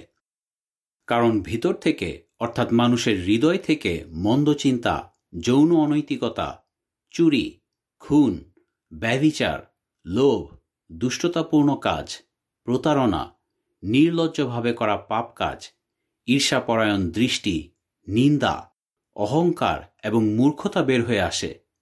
এই সমস্ত মন্দ বিষয় ভিতর থেকে বের হয়ে আসে এবং মানুষকে অশুচি করে। এরপর তিনি সেখান থেকে বের হয়ে সোর ও সিদন অঞ্চলে গেলেন। সেখানে তিনি একটা বাড়িতে প্রবেশ করলেন। তবে তিনি চেয়েছিলেন যেন বিষয়টা কেউ জানতে না পারে, কিন্তু তিনি লোকদের দৃষ্টি এড়াতে পারলেন না। তিনি সেখানে পৌঁছানোর সঙ্গে সঙ্গে একজন মহিলা, যার ছোট মেয়েকে মন্দ স্বর্গদূতে পেয়েছিল, তার বিষয়ে শুনতে পেল এবং এসে তার পায়ে পড়ল। সেই মহিলা গ্রিক বংশোদ্ভূত এবং জন্মসূত্রে সুরফৈনিকীয়। সে তার কাছে মিনতি করতে লাগল যেন তিনি তার মেয়ের মধ্য থেকে মন্দ স্বর্গদূত বের করে দেন। কিন্তু যিশু তাকে বললেন, প্রথমে সন্তানেরা পরিতৃপ্ত হোক, কারণ সন্তানদের রুটি নিয়ে কুকুর ছানাদের সামনে ফেলে দেওয়া ঠিক নয়। তখন সেই মহিলা তাকে বলল, প্রভু, আপনি ঠিকই বলেছেন, তবে কুকুর ছানারাও তো সন্তানদের রুটির চেয়ে গুঁড়ো গাড়ার টেবিলের নিচে পড়ে তা খেয়ে থাকে। এই কথা শুনে যিশু তাকে বললেন, ভালো বলেছ, যাও, তোমার মেয়ের মধ্য থেকে মন্দ স্বর্গদূত বের হয়ে গিয়েছে। তখন সে বাড়ি গিয়ে দেখতে পেল তার ছোট্ট মেয়ে খাটের উপর শুয়ে আছে এবং তার মধ্য থেকে মন্দ স্বর্গদূত বের হয়ে গিয়েছে। পরে যিশু সোর অঞ্চল থেকে সিদন হয়ে দিকাপলির মধ্য দিয়ে গালিল সাগরের কাছে ফিরে এলেন। সেখানে লোকেরা তার কাছে এমন একজন ব্যক্তিকে নিয়ে এলো যে বধির এবং স্পষ্টভাবে কথা বলতে পারে না। তারা তার উপর হাত রাখার জন্য যিশুর কাছে বিনতি করল। তখন যিশু তাকে ভিড়ের মধ্য থেকে দূরে একান্তে নিয়ে গেলেন। তারপর তিনি লোকটির দুই কানে নিজের আঙুল দিলেন, থুতু ফেললেন, আর এরপর তার জিভ স্পর্শ করলেন। আর তিনি স্বর্গের দিকে তাকালেন এবং গভীর শ্বাস নিয়ে তাকে বললেন, এফ ফাথা, অর্থাৎ খুলে যাক। তখন তার কান খুলে গেল এবং জিভের জড়তা কেটে গেল, আর সে স্পষ্টভাবে কথা বলতে লাগল। পরে তিনি তাদের আদেশ দিলেন যেন তারা কাউকে কিছু না বলে, কিন্তু তিনি যতই তাদের নিষেধ করতেন ততই তারা সেই খবর ছড়িয়ে দিত। আসলে তারা খুবই আশ্চর্য হয়ে গিয়েছিল, আর তাই তারা বলতে লাগল, তার সমস্ত কাজই চমৎকার, এমনকি তিনি বধিরদের শোনার এবং বোবাদের কথা বলার শক্তি দেন। অধ্যায় ৮। সেই সময়ে আবার অনেক লোকের ভিড় হল, আর তাদের কাছে কোনো খাবার ছিল না। তাই তিনি শিষ্যদের ডেকে বললেন, এই লোকদের জন্য আমার গভীর সমবেদনা হচ্ছে, কারণ এরা গত 3 দিন ধরে আমার সঙ্গে রয়েছে, আর এদের কাছে কোনো খাবার নেই। আমি যদি এদের ক্ষুধার্ত অবস্থায় বাড়ি পাঠিয়ে দিই, তাহলে রাস্তার মধ্যেই এরা অজ্ঞান হয়ে যাবে, আর এদের মধ্যে কেউ কেউ অনেক দূর থেকে এসেছে। কিন্তু তার শিষ্যেরা তাকে বললেন, এই নির্জন এলাকায় আমরা কোথা থেকে এত লোককে খাওয়ানোর জন্য রুটি নিয়ে আসব? তিনি তাদের জিজ্ঞেস করলেন, তোমাদের কাছে কটা রুটি আছে? তারা বললেন, 7টা। তখন তিনি লোকদের মাটিতে বসার নির্দেশ দিলেন। এরপর তিনি সেই 7টা রুটি নিয়ে ঈশ্বরকে ধন্যবাদ দিলেন, সেগুলো ভাঙলেন এবং পরিবেশন করার জন্য সেগুলো শিষ্যদের দিতে লাগলেন, আর শিষ্যেরা লোকদের সেগুলো পরিবেশন করলেন। তাদের কাছে কয়েকটা ছোট মাছও ছিল, আর তিনি সেগুলোর জন্য প্রার্থনা করলেন এবং শিষ্যদের বললেন যেন তারা সেগুলোও পরিবেশন করে। লোকেরা খেয়ে পরিতৃপ্ত হল, আর শিষ্যেরা বেঁচে যাওয়া রুটির টুকরো তুলে নেওয়ার পর 7টা বড় ঝুড়ি পূর্ণ হল। সেখানে প্রায় 4000 জন পুরুষ ছিল। পরে তিনি তাদের বিদায় দিলেন। এরপরেই তিনি শিষ্যদের সঙ্গে নৌকায় উঠে দলমনুথা অঞ্চলে এলেন। সেখানে ফরিসিরা এসে তার সঙ্গে তর্ক বিতর্ক করতে শুরু করল এবং তাকে পরীক্ষা করার জন্য তাঁর কাছে স্বর্গ থেকে কোনো চিহ্ন দেখতে চাইল।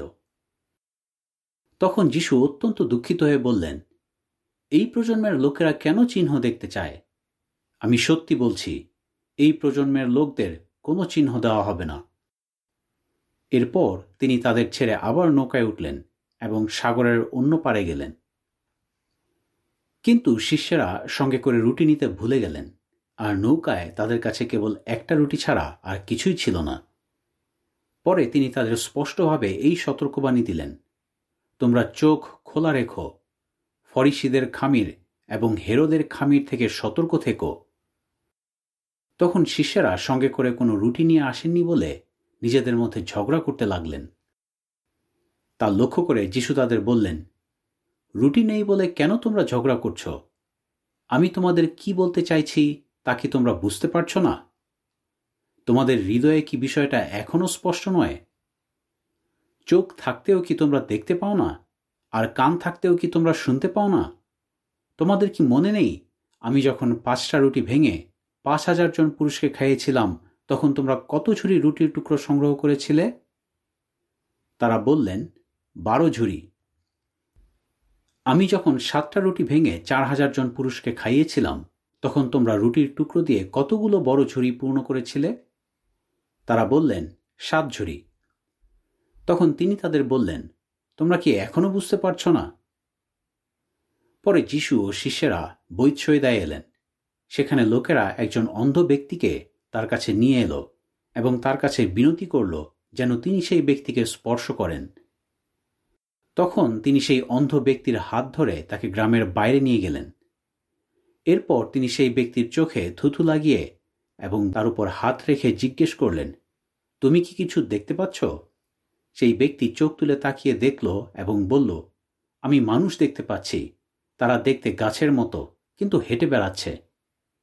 তখন তিনি আবার সেই ব্যক্তির চোখের উপর হাত রাখলেন, আর সে স্পষ্টভাবে দেখতে পেল। তার দৃষ্টিশক্তি ফিরে এলো এবং সে সবকিছু পরিষ্কারভাবে দেখতে লাগল। তখন যিশু তাকে এই বলে বাড়ি পাঠিয়ে দিলেন, এই গ্রামে যেও না।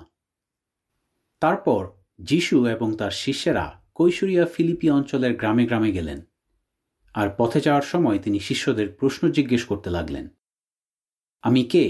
এই বিষয়ে লোকেরা কি বলে? শিষ্যেরা তাকে বললেন, কেউ বলে আপনি যোহন বাপ্তাইজক, আবার কেউ বলে আপনি এলিয়, আবার অন্যেরা বলে আপনি ভাববাদীদের মধ্যে একজন।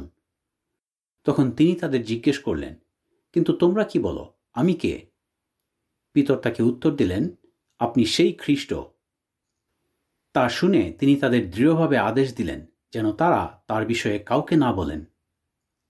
পরে তিনি আবার তাদের বলতে লাগলেন, মনুষ্যপুত্রকে অনেক কষ্ট ভোগ করতে হবে, আর জিহুদী নেতারা, প্রধান যাজকেরা ও অধ্যাপকেরা তাকে প্রত্যাখ্যান করবে, তাকে হত্যা করা হবে, এবং তৃতীয় দিনে তিনি আবার উঠবেন।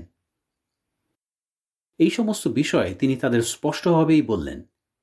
কিন্তু পিতর তাকে একপাশে নিয়ে গেলেন এবং তাকে তিরস্কার করতে লাগলেন। তখন যিশু শিষ্যদের দিকে ঘুরে তাকালেন এবং পিতরকে তিরস্কার করে বললেন, আমার সামনে থেকে সরে যাও, শয়তান, কারণ তুমি ঈশ্বরের মতো করে নয়, বরং মানুষের মতো করে চিন্তা করছ। এরপর তিনি শিষ্যদের সঙ্গে লোকদেরও তার কাছে ডাকলেন এবং তাদের বললেন, কেউ যদি আমাকে অনুসরণ করতে চায় তাহলে সে নিজেকে অস্বীকার করুক, নিজের যাতনাদণ্ড তুলে নিক এবং আমাকে অনুসরণ করে চলুক। কারণ যে কেউ নিজের জীবন রক্ষা করতে চায় সে তা হারাবে, কিন্তু যে কেউ আমার জন্য এবং সুসমাচারের জন্য নিজের জীবন হারায় সে তা রক্ষা করবে। আসলে একজন মানুষ যদি সমস্ত জগৎ লাভ করেও নিজের জীবন হারায় তবে তার কি লাভ? কিংবা একজন মানুষ নিজের জীবনের বিনিময়ে কি বা দিতে পারে? কারণ যে কেউ ঈশ্বরের প্রতি অবিশ্বস্ত ও পাপী প্রজন্মের এই লোকদের সামনে আমার অনুসারী হওয়াকে এবং আমার বাক্যে বিশ্বাস করাকে লজ্জার বিষয় বলে মনে করে, মনুষ্যপুত্র তাকে গ্রহণ করাকে লজ্জার বিষয় বলে মনে করবেন যখন তিনি পবিত্র স্বর্গদূত এবং তার পিতার মহিমা সহকারে আসবেন। অধ্যায় 9। আর তিনি তাদের বললেন, আমি তোমাদের সত্যি বলছি, এখানে যারা দাঁড়িয়ে রয়েছে তাদের মধ্যে কেউ কেউ যতক্ষণ না ঈশ্বরের রাজ্যকে ক্ষমতা সহকারে আসতে দেখছে ততক্ষণ পর্যন্ত মারা যাবে না। 6 দিন পর যিশু পিতর, যাকব ও যোহনকে সঙ্গে নিয়ে এক উঁচু পর্বতে উঠলেন, আর সেখানে তাদের সামনে তার রূপ বদলে গেল। তার কাপড় উজ্জ্বল হয়ে উঠল এবং এমন সাদা হল যে পৃথিবীর কোনো ধোপার পক্ষে তেমন সাদা করা সম্ভব নয়। আর এলিয় মোশি তাদের সামনে আবির্ভূত হয়ে যিশুর সঙ্গে কথা বলতে লাগলেন। তখন পিতর যিশুকে বললেন, গুরু, এখানে থাকা আমাদের জন্য ভালো। আমরা 3টে তাঁবু তৈরি করি, একটা আপনার জন্য, একটা মোশির জন্য এবং একটা এলিয়ের জন্য। আসলে পিতর ঠিক বুঝে উঠতে পারছিলেন না কি বলতে হবে, কারণ তারা সবাই খুব ভয় পেয়ে গিয়েছিলেন। আর একটা মেঘ এসে তাদের ঢেকে দিল এবং মেঘের মধ্য থেকে একটা কণ্ঠস্বর শোনা গেল, ইনি আমার প্রিয় পুত্র, তোমরা তার কথা শোনো। এরপর হঠাৎ তারা চারপাশে তাকিয়ে যিশুকে ছাড়া আর কাউকে দেখতে পেলেন না।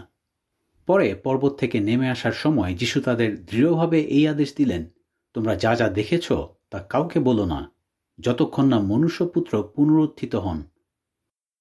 তারা এই কথাগুলোকে গুরুত্বের সঙ্গে নিলেন, তবে তার পুনরুত্থিত হওয়ার অর্থ কি তা নিয়ে তারা নিজেদের মধ্যে আলোচনা করতে লাগলেন। আর তারা তাকে জিজ্ঞেস করতে লাগলেন, অধ্যাপকেরা কেন বলেন যে প্রথমে এলিয়কে আসতে হবে? তিনি তাদের বললেন, সত্যি, এলিয় প্রথমে আসবেন এবং সবকিছু আগের অবস্থায় ফিরিয়ে আনবেন। তবে শাস্ত্রে কেন এই কথা বলা আছে, মনুষ্যপুত্রকে অনেক কষ্ট ভোগ করতে হবে এবং তার সঙ্গে দুর্ব্যবহার করা হবে?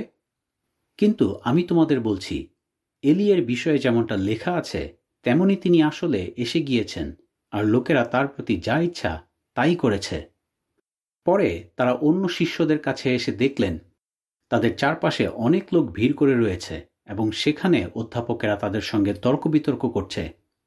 কিন্তু লোকেরা যিশুকে দেখা মাত্র অবাক হয়ে গেল এবং দৌড়ে তার কাছে গেল। তখন তিনি তাদের জিজ্ঞেস করলেন, তোমরা ওদের সঙ্গে কি নিয়ে তর্ক বিতর্ক করছ? আর লোকদের মধ্য থেকে একজন তাকে উত্তর দিল, গুরু, আমি আমার ছেলেকে আপনার কাছে নিয়ে এসেছিলাম, কারণ ওকে এক বোবা মন্দ স্বর্গদূতে পেয়েছে। আর যখনই সেটা তাকে ধরে তখনই তাকে মাটিতে আছাড় মারে এবং তার মুখ দিয়ে ফেনা বের হতে থাকে, আর সে দাঁত কিরমির করতে থাকে এবং সমস্ত শক্তি হারিয়ে ফেলে। আমি আপনার শিষ্যদের সেই মন্দ স্বর্গদূত ছাড়াতে বলেছিলাম, কিন্তু তারা ছাড়াতে পারেননি। সেই কথা শুনে তিনি লোকদের বললেন, হে অবিশ্বাসী প্রজন্মের লোকেরা, আমি আর কতদিন তোমাদের সঙ্গে সঙ্গে থাকব? কতদিন তোমাদের সহ্য করব? ছেলেটিকে আমার কাছে নিয়ে এসো।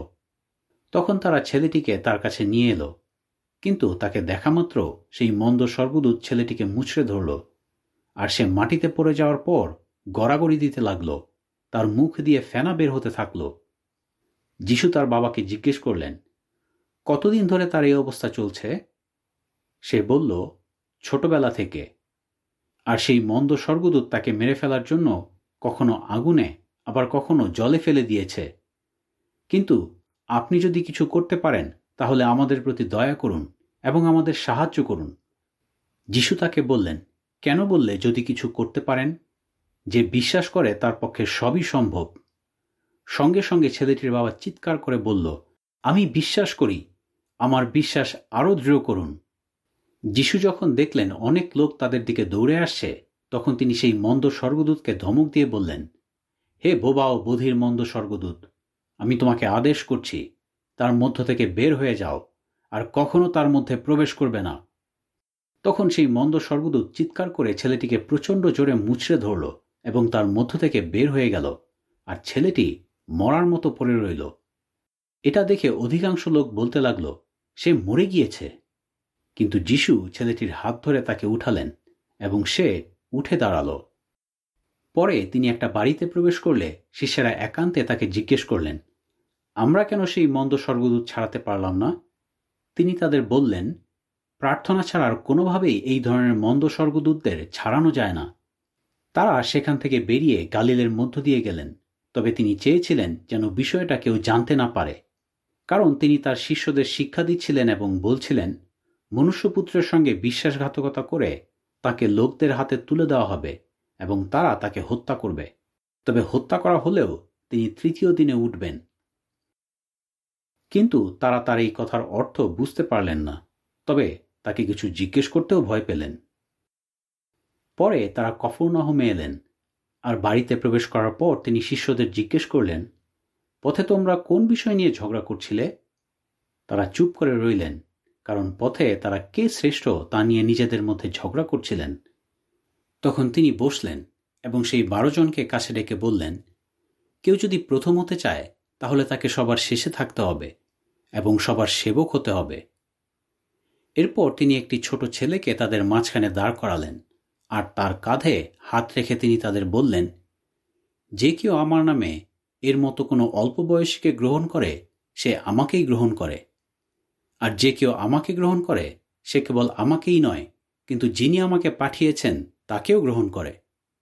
যোহন তাকে বললেন, গুরু, আমরা একজন লোককে আপনার নামে মন্দ স্বর্গদূতদের ছাড়াতে দেখেছি এবং আমরা তাকে থামানোর চেষ্টা করেছি, কারণ সে আমাদের লোক নয়। কিন্তু যিশু বললেন, তাকে থামানোর চেষ্টা করো না, কারণ এমন কেউ নেই যে আমার নামে অলৌকিক কাজ করে আবার সঙ্গে সঙ্গে আমার নিন্দা করতে পারে। যে কেউ আমাদের বিপক্ষ নয়, সে আমাদের সপক্ষ। আর যে কেউ তোমরা খ্রিস্টের শিষ্য বলে তোমাদের এক পেয়ালা জল পান করতে দেয়, আমি তোমাদের সত্যি বলছি, সে কোনোভাবেই তার পুরস্কার থেকে বঞ্চিত হবে না। কিন্তু এই যে সামান্য ব্যক্তিরা যারা আমাকে বিশ্বাস করে, কেউ যদি তাদের মধ্যে একজনকে বিশ্বাস হারানোর দিকে পরিচালিত করে, তবে সেই লোকের গলায় একটা বড় জাতা বেঁধে তাকে সমুদ্রে ফেলে দেওয়া তার পক্ষে আরও উত্তম। তোমার কোনো হাত যদি কখনো তোমার বিশ্বাসের পক্ষে বাধাস্বরূপ হয়, তাহলে সেটা কেটে ফেলো, কারণ 2 হাত নিয়ে গিহেন্নায়, যেখানকার আগুন নেভানো যায় না, যাওয়ার চেয়ে 1 হাত নিয়ে জীবনে প্রবেশ করা তোমার পক্ষে আরও উত্তম। আর তোমার কোনো পা যদি তোমার বিশ্বাসের পক্ষে বাধাস্বরূপ হয়, তাহলে সেটা কেটে ফেলো, কারণ 2 পা নিয়ে গিহেন্নায় নিক্ষিপ্ত হওয়ার চেয়ে 1 পা নিয়ে জীবনে প্রবেশ করা তোমার পক্ষে আরও উত্তম। আর তোমার কোনো চোখ যদি তোমার বিশ্বাসের পক্ষে বাধাস্বরূপ হয়, তাহলে সেটা উপড়ে ফেলে দাও। 2 চোখ নিয়ে গিহেন্নায় যাওয়ার চেয়ে 1 চোখ নিয়ে ঈশ্বরের রাজ্যে প্রবেশ করা তোমার পক্ষে আরও উত্তম। কারণ গিহেন্নায় কীট মারা যায় না এবং আগুন নেভে না। খাবারের উপর যেমন লবণ দেওয়া হয়, তেমনি সেই লোকদের উপর আগুন দেওয়া হবে।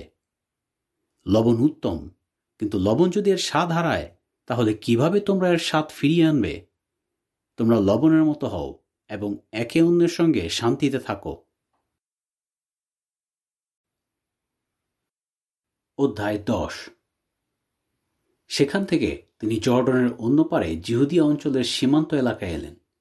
আবারও অনেক লোক তার কাছে এসে জড়ো হল, আর তিনি তার অভ্যাস মতো আবার তাদের শিক্ষা দিতে লাগলেন। আর ফরিসিরা এসে তাকে পরীক্ষা করার জন্য জিজ্ঞেস করল, একজন পুরুষের পক্ষে কি স্ত্রীর সঙ্গে বিবাহ বিচ্ছেদ করা বৈধ? তখন তিনি তাদের জিজ্ঞেস করলেন, মসি তোমাদের কি আজ্ঞা দিয়েছেন? তারা বলল, মসি ত্যাগপত্র লিখে স্ত্রীর সঙ্গে বিবাহ বিচ্ছেদ করার অনুমতি দিয়েছেন। যিশু তাদের বললেন, তোমাদের হৃদয় কঠিন বলে মসি তোমাদের জন্য এই আজ্ঞা লিখেছিলেন। কিন্তু সৃষ্টির শুরুতে ঈশ্বর তাদের পুরুষ ও নারী করে তৈরি করেছেন। এই কারণে একজন পুরুষ তার বাবা ও মাকে ত্যাগ করবে, আর তারা দুজন একাঙ্গ হবে। তাই তারা আর দুজন নয়, বরং একাঙ্গ। অতএব ঈশ্বর যা যুক্ত করেছেন, মানুষ তা আলাদা না করুক। পরে তারা যখন একটা বাড়িতে ছিলেন, তখন শিষ্যেরা তাকে এই বিষয়ে জিজ্ঞেস করতে লাগলেন। তিনি তাদের বললেন, যে কেউ তার স্ত্রীর সঙ্গে বিবাহ বিচ্ছেদ করে অন্য নারীকে বিয়ে করে, সে তার প্রথম স্ত্রীর বিরুদ্ধে ব্যভিচার করে। আর যদি কোনো নারী তার স্বামীর সঙ্গে বিবাহ বিচ্ছেদ করে অন্য পুরুষকে বিয়ে করে, তাহলে সেও ব্যভিচার করে। পরে লোকেরা তার কাছে ছোট ছেলে মেয়েদের নিয়ে আসতে লাগলো, যাতে তিনি তাদের উপর হাত রাখেন, কিন্তু শিষ্যেরা লোকদের ধমক দিতে লাগলেন। তা দেখে যিশু অসন্তুষ্ট হলেন এবং তাদের বললেন, ছোট ছেলে মেয়েদের আমার কাছে আসতে দাও, বাধা দিও না, কারণ ঈশ্বরের রাজ্য এদের মতো লোকদেরই জন্য। আমি তোমাদের সত্যি বলছি, কেউ যদি একটা ছোট বাচ্চার মতো করে ঈশ্বরের রাজ্যকে গ্রহণ না করে, তাহলে সে কোনোভাবেই সেখানে প্রবেশ করতে পারবে না। এরপর তিনি ছোট ছেলে মেয়েদের কোলে নিলেন এবং তাদের উপর হাত রেখে আশীর্বাদ করতে লাগলেন। পরে তিনি যখন পথ দিয়ে যাচ্ছিলেন, তখন একজন লোক দৌড়ে এসে তার সামনে হাঁটু গেড়ে জিজ্ঞেস করল, হে মঙ্গলময় গুরু, অনন্ত জীবন পেতে চাইলে আমাকে কি করতে হবে? যিশু তাকে বললেন, আমাকে কেন মঙ্গলময় বলছ? ঈশ্বর ছাড়া আর কেউই মঙ্গলময় নয়। তুমি তো আজ্ঞাগুলো জানো, খুন করো না, ব্যভিচার করো না, চুরি করো না, মিথ্যা সাক্ষ্য দিও না, প্রতারণা করো না, এবং তোমার বাবা ও মাকে সমাদর করো। তখন লোকটি তাকে বলল, গুরু, আমি ছোটবেলা থেকে এই সমস্ত কিছু পালন করে আসছি। যিশু তার দিকে তাকালেন এবং তার প্রতি ভালোবাসায় পূর্ণ হয়ে বললেন, তোমার মধ্যে একটা বিষয়ের অভাব রয়েছে। যাও, তোমার যা কিছু আছে সেগুলো বিক্রি করো এবং সেই টাকা দরিদ্রদের দিয়ে দাও, তাহলে তুমি স্বর্গে ধন লাভ করবে। এরপর এসো, আমার অনুসারী হও। কিন্তু এই কথা শুনে সে বিষণ্ণ হল এবং অত্যন্ত দুঃখিত হয়ে চলে গেল, কারণ তার অনেক ধন সম্পত্তি ছিল। পরে যিশু চারিদিকে তাকিয়ে তার শিষ্যদের বললেন, ধনীদের পক্ষে ঈশ্বরের রাজ্যে প্রবেশ করা কতই না কঠিন। কিন্তু শিষ্যেরা তার কথা শুনে অবাক হলেন।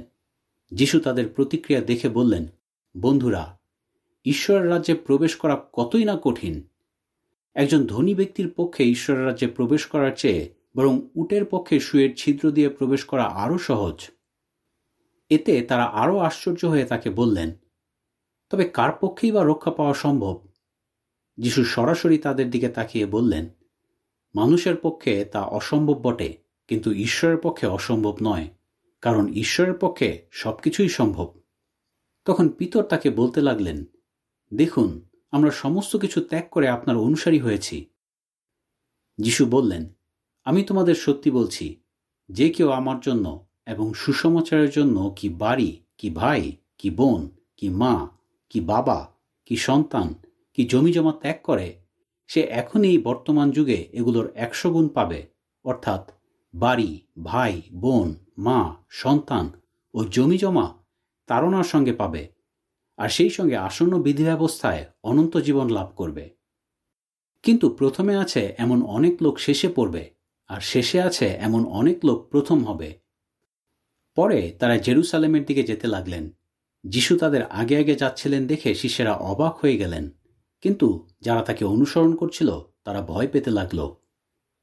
তিনি আবারও সেই 12 জনকে একপাশে ডেকে নিয়ে তার প্রতি কি ঘটতে যাচ্ছে তা বলতে লাগলেন। দেখো, আমরা জেরুসালেমে যাচ্ছি, আর মনুষ্যপুত্রকে প্রধান যাজকদের ও অধ্যাপকদের হাতে তুলে দেওয়া হবে। তারা তাকে মৃত্যুর যোগ্য বলে গণ্য করবে এবং নজিহুদি লোকদের হাতে তুলে দেবে, আর তারা তাকে উপহাস করবে, তাকে থুতু দেবে, তাকে চাবুক মারবে এবং হত্যা করবে, কিন্তু তৃতীয় দিনে তিনি উঠবেন। পরে সিবদিয়ের 2 ছেলে যাকব ও যোহন তার কাছে এসে তাকে বললেন, গুরু, আমরা আপনার কাছে যা চাইব তা আমাদের দিন। তিনি তাদের বললেন, তোমরা কি চাও? আমি তোমাদের জন্য কি করব? তারা উত্তর দিলেন, আপনি যখন মহিমা লাভ করবেন তখন যেন আমাদের মধ্যে একজন আপনার ডান পাশে আর অন্যজন আপনার বাম পাশে বসতে পারি। কিন্তু যিশু তাদের বললেন, তোমরা কি চাচ্ছ তা তোমরা জানো না। আমি যে পেয়ালায় পান করছি তা থেকে কি তোমরা পান করতে পারো? অথবা আমি যে বাপ্তিস্মে বাপ্তাইজিত হচ্ছি, তোমরা কি সেই বাপ্তিস্মে বাপ্তাইজিত হতে পারো? তারা তাকে বললেন, পারি। তা শুনে যিশু তাদের বললেন, আমি যে পেয়ালায় পান করছি তোমরা তাতে পান করবে, এবং আমি যে বাপ্তিস্মে বাপ্তাইজিত হচ্ছি তোমরা সেই বাপ্তিস্মে বাপ্তাইজিত হবে। কিন্তু কাউকে আমার ডান পাশে অথবা আমার বাম পাশে বসতে দেওয়ার অধিকার আমার নেই, বরং ওই জায়গাগুলো তাদেরই হবে যাদের জন্য সেগুলো প্রস্তুত করা হয়েছে। অন্য 10 জন যখন সেই কথা শুনতে পেলেন তখন তারা যাকব ও যোহনের উপর অসন্তুষ্ট হলেন। কিন্তু যিশু তাদের তার কাছে ডেকে বললেন, তোমরা জানো, নজিহুদীদের উপর যারা শাসন করছে তারা তাদের উপর প্রভুত্ব করে, এবং তাদের মধ্যে বিশিষ্ট ব্যক্তিরা তাদের উপর কর্তৃত্ব করে। তোমাদের মধ্যে যেন এমনটা না হয়, বরং তোমাদের মধ্যে যে কেউ বিশিষ্ট হতে চায় তাকে তোমাদের সেবক হতে হবে, আর তোমাদের মধ্যে যে কেউ প্রথম হতে চায় তাকে সকলের দাস হতে হবে। কারণ এমনকি মনুষ্যপুত্র সেবা পেতে আসেননি, বরং সেবা করতে এবং অনেকের জীবনের পরিবর্তে নিজের জীবন মুক্তির মূল্য হিসেবে দিতে এসেছেন। পরে তারা জিরিহতে এলেন, কিন্তু তিনি এবং তার শিষ্যেরা এবং অনেক লোক যখন জিরিহ থেকে চলে যাচ্ছিলেন তখন বর্তিময়, তিময়ের ছেলে নামে একজন অন্ধ ভিক্ষুক পথের পাশে বসেছিল। সে যখন শুনতে পেল তিনি নাসরতীয় যিশু, তখন চিৎকার করে বলতে লাগল, হে যিশু, দাউদ সন্তান, আমার প্রতি করুণা করুন। এতে অনেকে তাকে ধমক দিতে লাগলো, তাকে চুপ করতে বলল, কিন্তু সে আরো জোরে চিৎকার করে বলতে লাগল, হে দাউদ সন্তান, আমার প্রতি করুণা করুন। তখন যিশু থেমে তাদের বললেন, ওকে আমার কাছে ডেকে আনো। তাই তারা সেই অন্ধ ব্যক্তিকে ডেকে বলল, সাহস করো, ওঠো, উনি তোমাকে ডাকছেন। তখন সে তার চাদর ফেলে লাফ দিয়ে উঠে যিশুর কাছে গেল। যিশু তাকে জিজ্ঞেস করলেন, তুমি কি চাও? আমি তোমার জন্য কি করব? সেই অন্ধ ব্যক্তি তাকে বলল, গুরু, আমি যেন দৃষ্টিশক্তি ফিরে পাই। যিশু তাকে বললেন, যাও, তোমার বিশ্বাস তোমাকে সুস্থ করেছে। সে সঙ্গে সঙ্গে দৃষ্টিশক্তি ফিরে পেল এবং সেই পথ ধরে তার পিছন পিছন যেতে লাগল। অধ্যায় 11। পরে যিশু এবং তার শিষ্যেরা যখন জেরুসালেমের কাছাকাছি জৈতুন পর্বতে অবস্থিত বৈতফগী ও বৈথনীয় গ্রামের কাছে এলেন, তখন তিনি তার 2 জন শিষ্যকে এই বলে পাঠালেন, তোমরা যে গ্রাম দেখতে পাচ্ছ সেখানে যাও। সেখানে প্রবেশ করা মাত্র তোমরা দেখতে পাবে একটা গর্দভ শাবক বাঁধা রয়েছে, যেটার উপর কেউ কখনো বসেনি। সেটাকে খুলে এখানে নিয়ে এসো। আর কেউ যদি তোমাদের জিজ্ঞেস করে, তোমরা কেন এটা খুলছ, তাহলে বলো, প্রভুর এটা প্রয়োজন আছে, আর তিনি শীঘ্রই এটা ফিরিয়ে দেবেন। তখন তারা গিয়ে দেখতে পেলেন পথের পাশে একটা দরজার সামনে গর্দভ শাবকটা বাঁধা রয়েছে, আর তারা সেটা খুলতে লাগলেন। কিন্তু সেখানে যারা দাঁড়িয়েছিল তাদের মধ্যে কেউ কেউ জিজ্ঞেস করল, তোমরা গর্দভ শাবকটা খুলছ কেন? তখন যিশু তাদের যা বলে দিয়েছিলেন তারা সেটাই বললেন, আর লোকেরা তাদের যেতে দিল। পরে তারা গর্দভ শাবকটা যিশুর কাছে নিয়ে এলেন এবং সেটার উপর তাদের কাপড় পেতে দিলেন, আর যিশু সেটার উপর বসলেন। এছাড়া অনেকে রাস্তার উপর তাদের কাপড় পেতে দিল, আবার অন্যেরা রাস্তার পাশে যে সমস্ত গাছ ছিল সেগুলো থেকে ডালপালা কেটে এনে রাস্তায় বিছিয়ে দিল। যারা তার সামনে সামনে ও পিছনে পিছনে চলছিল তারা চিৎকার করে বলতে লাগল, তাকে দয়া করে রক্ষা করো। ধন্য সেই ব্যক্তি যিনি জিহোবার নামে আসছেন। ধন্য আমাদের পিতা দাউদের সেই রাজ্য যা স্থাপিত হবে। হে স্বর্গের ঈশ্বর, আমরা তোমার কাছে প্রার্থনা করি, তাকে দয়া করে রক্ষা করো। এভাবে তিনি জেরুসালেমে প্রবেশ করলেন এবং মন্দিরে গেলেন, আর চারদিকের সমস্ত কিছু লক্ষ্য করলেন। কিন্তু যেহেতু বেলা প্রায় শেষ হয়ে গিয়েছিল, তাই তিনি সেই 12 জনের সঙ্গে বৈথনিয়াতে গেলেন। পরের দিন তারা যখন বৈথনিয়া থেকে বের হয়ে যাচ্ছিলেন, তখন তিনি ক্ষুধার্ত হলেন। তিনি দূর থেকে পাতাসহ একটা ডুমুর গাছ দেখতে পেলেন, আর সেটাতে কোনো ফল আছে কিনা তা দেখার জন্য সেটার কাছে গেলেন। কিন্তু সেখানে গিয়ে তিনি পাতা ছাড়া আর কিছুই দেখতে পেলেন না, কারণ তখন ডুমুরের মরশুম ছিল না। তখন তিনি সেই গাছটাকে বললেন, এখন থেকে তুমি আর কখনো ফল দেবে না। সেই কথা তার শিষ্যেরা শুনতে পেলেন। এরপর তারা জেরুসালেমে এলেন। সেখানে তিনি মন্দিরে প্রবেশ করলেন এবং যারা মন্দিরের মধ্যে কেনাবেচা করছিল তাদের বের করে দিতে লাগলেন।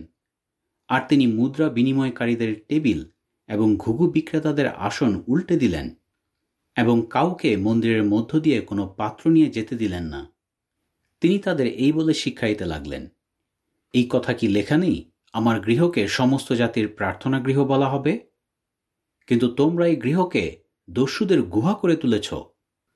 আর প্রধান যাজকেরা ও অধ্যাপকেরা এই কথা শুনতে পেল এবং কিভাবে তাকে হত্যা করা যায় সেই সুযোগ খুঁজতে লাগল। তারা তাকে ভয় পেত, কারণ সমস্ত লোক তাঁর শিক্ষায় অত্যন্ত আশ্চর্য হয়ে যেত। পরে সন্ধ্যা ঘনিয়ে এলে তারা নগরের বাইরে গেলেন।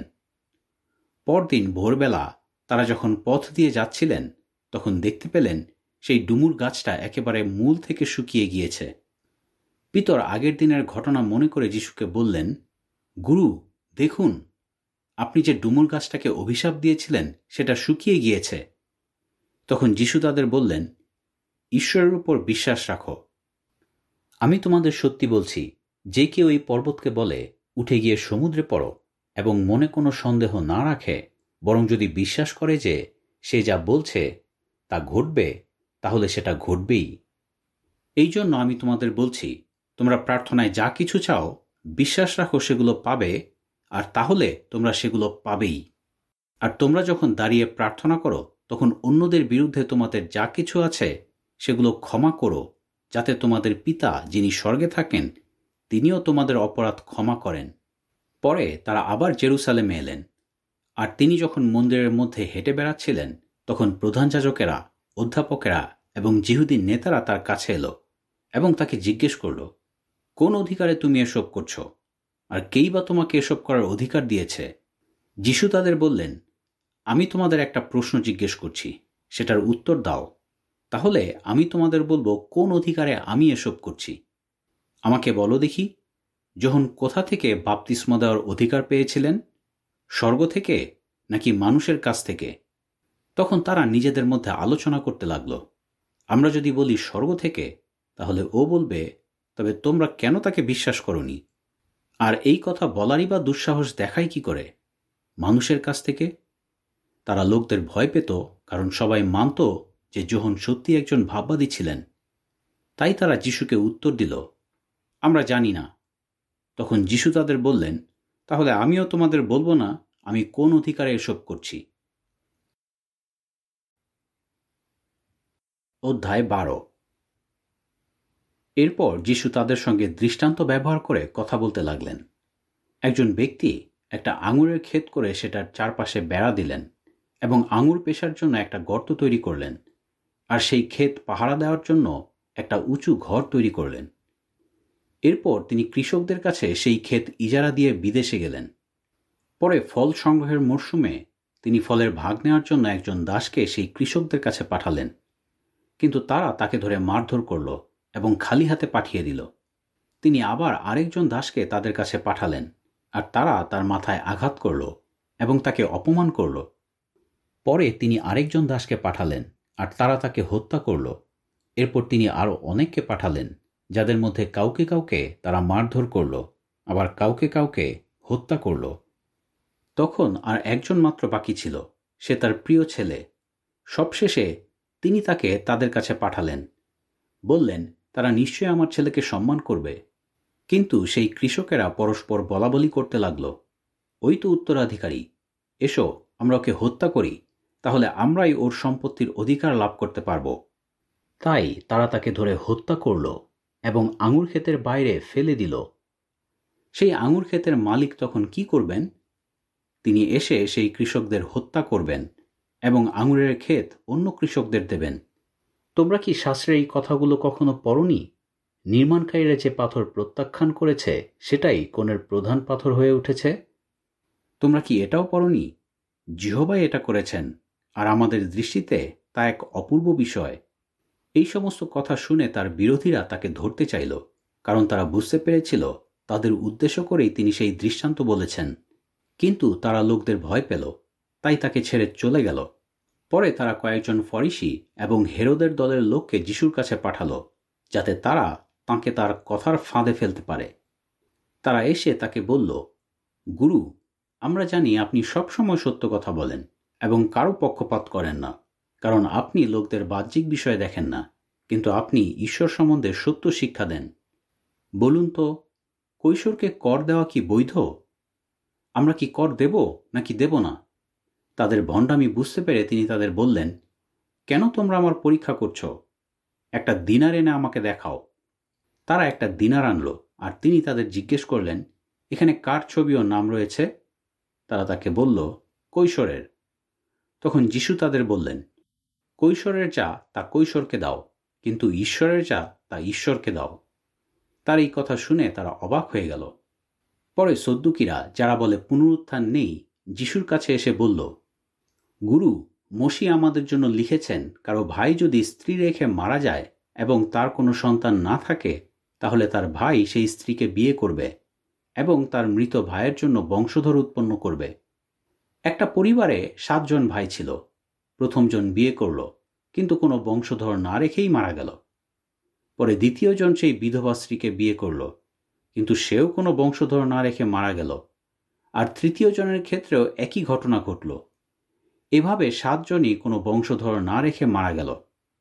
অবশেষে সেই স্ত্রীও মারা গেল। যখন পুনরুত্থান ঘটবে, তখন সে কার স্ত্রী হবে? কারণ 7 জনই তো তাকে বিয়ে করেছিল। যিশু তাদের বললেন, তোমরা ভুল করছ, কারণ তোমরা না জানো শাস্ত্র, না জানো ঈশ্বরের শক্তি। তারা যখন মৃতদের মধ্য থেকে বেঁচে উঠবে, তখন কোনো পুরুষ বিয়ে করবে না, কিংবা কোনো নারীকে বিয়ে দেওয়াও হবে না, বরং তারা সকলে স্বর্গদূতদের মতো হবে। কিন্তু মৃতেরা যে বেঁচে উঠবে, সেই সম্বন্ধে মোশির বইয়ে জ্বলন্ত ঝোপের বিবরণে ঈশ্বর তাকে কি বলেছিলেন তাকে তোমরা পড়নি? তিনি বলেছিলেন, আমি অব্রাহামের ঈশ্বর, ইসহাকের ঈশ্বর এবং জাকবের ঈশ্বর। তিনি মৃতদের ঈশ্বর নন, বরং জীবিতদের ঈশ্বর। তোমরা বড়ই ভুল করছ। অধ্যাপকদের মধ্যে একজন এসে তাদের তর্কবিতর্ক শুনছিল, আর যিশু যে তাদের চমৎকার উপায়ে উত্তর দিয়েছেন তা দেখে তাকে জিজ্ঞেস করল, সর্বপ্রথম আজ্ঞা কোনটা? যিশু উত্তর দিলেন, প্রথমটা এই, হে ইসরায়েল, শোনো, আমাদের ঈশ্বর জিহোবা হলেন একমাত্র জিহোবা। আর তুমি তোমার সমস্ত হৃদয়, তোমার সমস্ত প্রাণ, তোমার সমস্ত মন এবং তোমার সমস্ত শক্তি দিয়ে তোমার ঈশ্বর জিহোবাকে ভালোবাসবে। দ্বিতীয়টা এই, তুমি তোমার প্রতিবেশীকে নিজের মতো ভালোবাসবে। এই আজ্ঞাগুলোর চেয়ে মহৎ আজ্ঞা আর নেই। তখন সে অধ্যাপক তাকে বলল, গুরু, বেশ, আপনি সত্য বলেছেন, ঈশ্বর এক এবং তিনি ছাড়াও অন্য আর কেউ নেই। আর সমস্ত হৃদয়, সমস্ত মন এবং সমস্ত শক্তি দিয়ে তাকে ভালোবাসা এবং প্রতিবেশীকে নিজের মতো ভালোবাসা সমস্ত হোমবলি ও বলিদান থেকে শ্রেষ্ঠ। সে বুদ্ধিমানের মতো কথা বলেছে দেখে যিশু তাকে বললেন, তুমি ঈশ্বরের রাজ্য থেকে বেশি দূরে নও। এরপর কারোরই তাকে আর প্রশ্ন করার মতো সাহস হল না। পরে যিশু মন্দিরে শিক্ষা দেওয়ার সময় বললেন, অধ্যাপকেরা কেমন করে বলে যে খ্রিস্ট দাউদের সন্তান? পবিত্র শক্তির দ্বারা পরিচালিত হয়ে দাউদ নিজেই তো বলেছিলেন, জিহোবা আমার প্রভুকে বলেন, তুমি আমার ডান দিকে বসো, যতক্ষণ পর্যন্ত না আমি তোমার শত্রুদের তোমার পায়ের তলায় রাখি। দাউদ নিজেই তাকে প্রভু বলে সম্বোধন করেন। তাহলে কিভাবে তিনি দাউদের সন্তান হলেন? আর অনেক লোক আনন্দের সঙ্গে তার কথা শুনছিল। পরে তিনি শিক্ষা দেওয়ার সময় আরও বললেন, তোমরা অধ্যাপকদের কাছ থেকে সাবধান থেকো, যারা লম্বা লম্বা কাপড় পরে বেড়ায়, হাটে বাজারে সম্ভাষণ পেতে চায়, সমাজগৃহে সামনের আসনে বসতে চায় এবং ভোজে প্রধান প্রধান স্থান পেতে চায়। তারা বিধবাদের বাড়ি আত্মসাৎ করে এবং লোকদের দেখানোর জন্য দীর্ঘ প্রার্থনা করে। তারা আরও চরম বিচার লাভ করবে। আর তিনি দান বাক্স দেখা যায় এমন জায়গায় বসলেন এবং লোকেরা কিভাবে দান বাক্সে মুদ্রা রাখছে তা দেখতে লাগলেন। অনেক ধনী ব্যক্তি সেখানে প্রচুর মুদ্রা দিচ্ছিল। পরে একজন দরিদ্র বিধবা এসে সেই দান বাক্সে খুবই কম মূল্যের দুটো ক্ষুদ্র মুদ্রা রাখল। তখন তিনি তার শিষ্যদের তার কাছে ডেকে বললেন, আমি তোমাদের সত্যি বলছি, যত লোক এই দান বাক্সে মুদ্রা রেখেছে তাদের সকলের চেয়ে এই দরিদ্র বিধবা বেশি রেখেছে, কারণ সকলে তাদের অতিরিক্ত ধন থেকে কিছুটা রেখেছে, কিন্তু এই বিধবা অভাব থাকা সত্ত্বেও তার সর্বস্ব রাখল। অধ্যায় 13। পরে তিনি যখন মন্দির থেকে বের হয়ে যাচ্ছিলেন, তখন তার একজন শিষ্য তাকে বললেন, গুরু, দেখুন কত চমৎকার পাথর ও দালান। কিন্তু যিশু তাকে বললেন, তুমি কি এই সমস্ত বড় বড় দালান দেখছ? এগুলোর একটা পাথরও আরেকটা পাথরের উপর থাকবে না, সবই ধ্বংস করা হবে।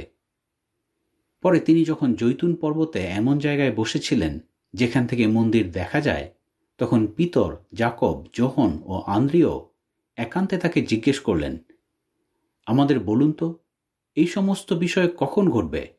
আর এই সমস্ত কিছুর শেষ সময় যে আসতে যাচ্ছে, তা আমরা কোন চিহ্ন দেখে বুঝতে পারব? তখন যিশু তাদের বললেন, সাবধান, কেউ যেন তোমাদের ভ্রান্ত না করে। অনেকে আমার নাম ধরে আসবে, বলবে, আমি সেই ব্যক্তি, আর এভাবে অনেককে ভ্রান্ত করবে। এছাড়া তোমরা যখন যুদ্ধের আওয়াজ এবং যুদ্ধের খবর শুনবে, তখন আতঙ্কিত হও না। এগুলো অবশ্যই ঘটবে, কিন্তু তখনও শেষ নয়। কারণ এক জাতি আরেক জাতিকে এবং এক রাজ্য আরেক রাজ্যকে আক্রমণ করবে। একের পর এক স্থানে ভূমিকম্প হবে। এছাড়া খাদ্যের অভাব দেখা দেবে। এগুলো যন্ত্রণার আরম্ভ মাত্র। তোমরা সাবধান থেকো। লোকেরা তোমাদের নিম্ন আদালতের হাতে তুলে দেবে এবং সমাজগৃহে তোমাদের মারধর করা হবে, এবং আমার জন্য তোমাদের রাজ্যপালদের ও রাজাদের সামনে দাঁড় করানো হবে, যেন তোমরা তাদের কাছে সাক্ষ্য দিতে পারো। কিন্তু প্রথমে সমস্ত জাতির কাছে সুসমাচার প্রচার করা হবে। আর তারা যখন তোমাদের আদালতের হাতে তুলে দেবে, তখন কি বলতে হবে তা ভেবে উদ্বিগ্ন হও না, বরং সেই সময় তোমাদের যা জানানো হবে সেটাই বলো, কারণ তোমরাই যে বলবে এমন নয়, কিন্তু পবিত্র শক্তিই বলবে। এছাড়া ভাই ভাইকে এবং বাবা সন্তানকে হত্যা করানোর জন্য অন্যদের হাতে তুলে দেবে, আর সন্তান বাবা মায়ের বিরুদ্ধে যাবে এবং তাদের হত্যা করাবে। আর আমার নামের জন্য সকলে তোমাদের ঘৃণা করবে, কিন্তু যে কেউ শেষ পর্যন্ত স্থির থাকবে সেই রক্ষা পাবে। কিন্তু তোমরা যখন দেখবে সেই ধ্বংসাত্মক ঘৃণ্য বস্তু যেখানে দাঁড়ানো উচিত নয় সেখানে দাঁড়িয়ে আছে, যে পাঠ করে সে বিচক্ষণতা ব্যবহার করুক। তখন যারা জিহুদিয়াতে থাকে তাহারা পাহাড়ি এলাকায় পালিয়ে যাক। যে ব্যক্তি ছাদের উপরে থাকে সে নিচে না নামুক, কিংবা কিছু নেওয়ার জন্য বাড়ির ভিতরে প্রবেশ না করুক। আর যে ব্যক্তি জমিতে কাজ করতে থাকে সে নিজের চাদর নেওয়ার জন্য ফিরে না আসুক।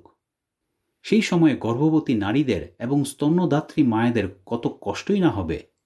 প্রার্থনা করো যেন তা শীতকালে না ঘটে, কারণ সেই সময়ে এমন ক্লেশ হবে যা ঈশ্বরের সৃষ্ট এই জগতের শুরু থেকে এই পর্যন্ত কখনো হয়নি এবং আর কখনো হবেও না। আসলে জিহোবা যদি সেই দিনের সংখ্যা কমিয়ে না দিতেন, তাহলে কেউই রক্ষা পেত না। কিন্তু তার মনোনীত ব্যক্তিদের জন্য তিনি সেই দিনের সংখ্যা কমিয়ে দিয়েছেন। আর সেই সময়ে কেউ যদি তোমাদের বলে, দেখো খ্রিস্ট এখানে, কিংবা দেখো তিনি ওখানে, তাহলে তোমরা তা বিশ্বাস করো না। কারণ অনেক মিথ্যা খ্রিস্ট এবং মিথ্যা ভাববাদী উঠবে, আর তারা বিভিন্ন চিহ্ন দেখাবে এবং আশ্চর্য কাজ করবে, যাতে এমনকি মনোনীত ব্যক্তিদেরও বিপথে নিয়ে যেতে পারে। কিন্তু তোমরা সতর্ক থেকো, আমি তোমাদের আগে থেকেই সমস্ত কিছু জানালাম। আর সেই সময়ে সেই ক্লেশের পর সূর্য অন্ধকার হয়ে যাবে, চাঁদ আর আলো দেবে না, আকাশ থেকে তারা খসে পড়বে এবং আকাশমণ্ডলের শক্তিগুলো আলোড়িত হবে। আর তখন লোকেরা মনুষ্যপুত্রকে মহাক্ষমতা ও গৌরবের সঙ্গে মেঘের মধ্যে আসতে দেখবে। সেই সময় তিনি স্বর্গদূতদের পাঠাবেন এবং পৃথিবীর এক সীমা থেকে আকাশের আরেক সীমা পর্যন্ত 4 বায়ু থেকে তার মনোনীত ব্যক্তিদের একত্র করবেন। তোমরা ডুমুর গাছের দৃষ্টান্ত থেকে শেখো। যখন এর শাখা কোমল হয়ে পাতা বের হয়, তখন তোমরা বুঝতে পারো গ্রীষ্মকাল এসে গিয়েছে। একইভাবে তোমরা যখন এই সমস্ত ঘটনা ঘটতে দেখবে, তখন বুঝবে যে তিনি খুব কাছে এসে গিয়েছেন এমনকি দরজায় উপস্থিত। আমি তোমাদের সত্যি বলছি, এই সমস্ত ঘটনা না ঘটা পর্যন্ত এই প্রজন্ম কোনোভাবেই লোপ পাবে না। আকাশমণ্ডল ও পৃথিবী লোপ পাবে, কিন্তু আমার বাক্য কোনোভাবেই লোপ পাবে না। সেই দিন বা সেই সময়ের কথা কেউই জানে না, স্বর্গদূতেরাও জানেন না, পুত্রও জানেন না, কেবল পিতা জানেন। তোমরা সতর্ক থেকো, সজাগ থেকো, কারণ নিরূপিত সময় কখন আসবে তা তোমরা জানো না। এটা এমন যেন একজন লোক নিজের বাড়ি ছেড়ে বিদেশে যাচ্ছেন। যাওয়ার আগে তিনি তার দাসদের কর্তৃত্ব দিলেন, প্রত্যেককে নিজের কাজ বুঝিয়ে দিলেন এবং দ্বাররক্ষককে জেগে থাকার আদেশ দিলেন।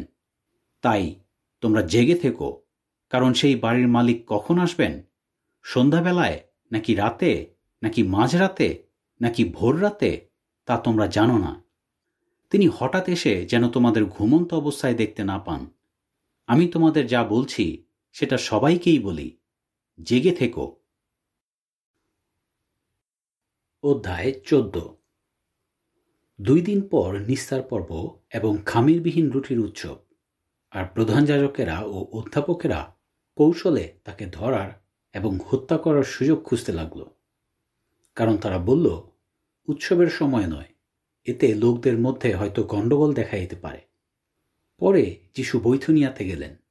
সেখানে তিনি যখন সিমনের বাড়িতে খেতে বসলেন, যার আগে কুষ্ঠরোগ হয়েছিল, তখন একজন মহিলা শ্বেত পাথরের বোতলে খুব দামি এবং আসল জটামাংসির সুগন্ধি তেল নিয়ে এলো।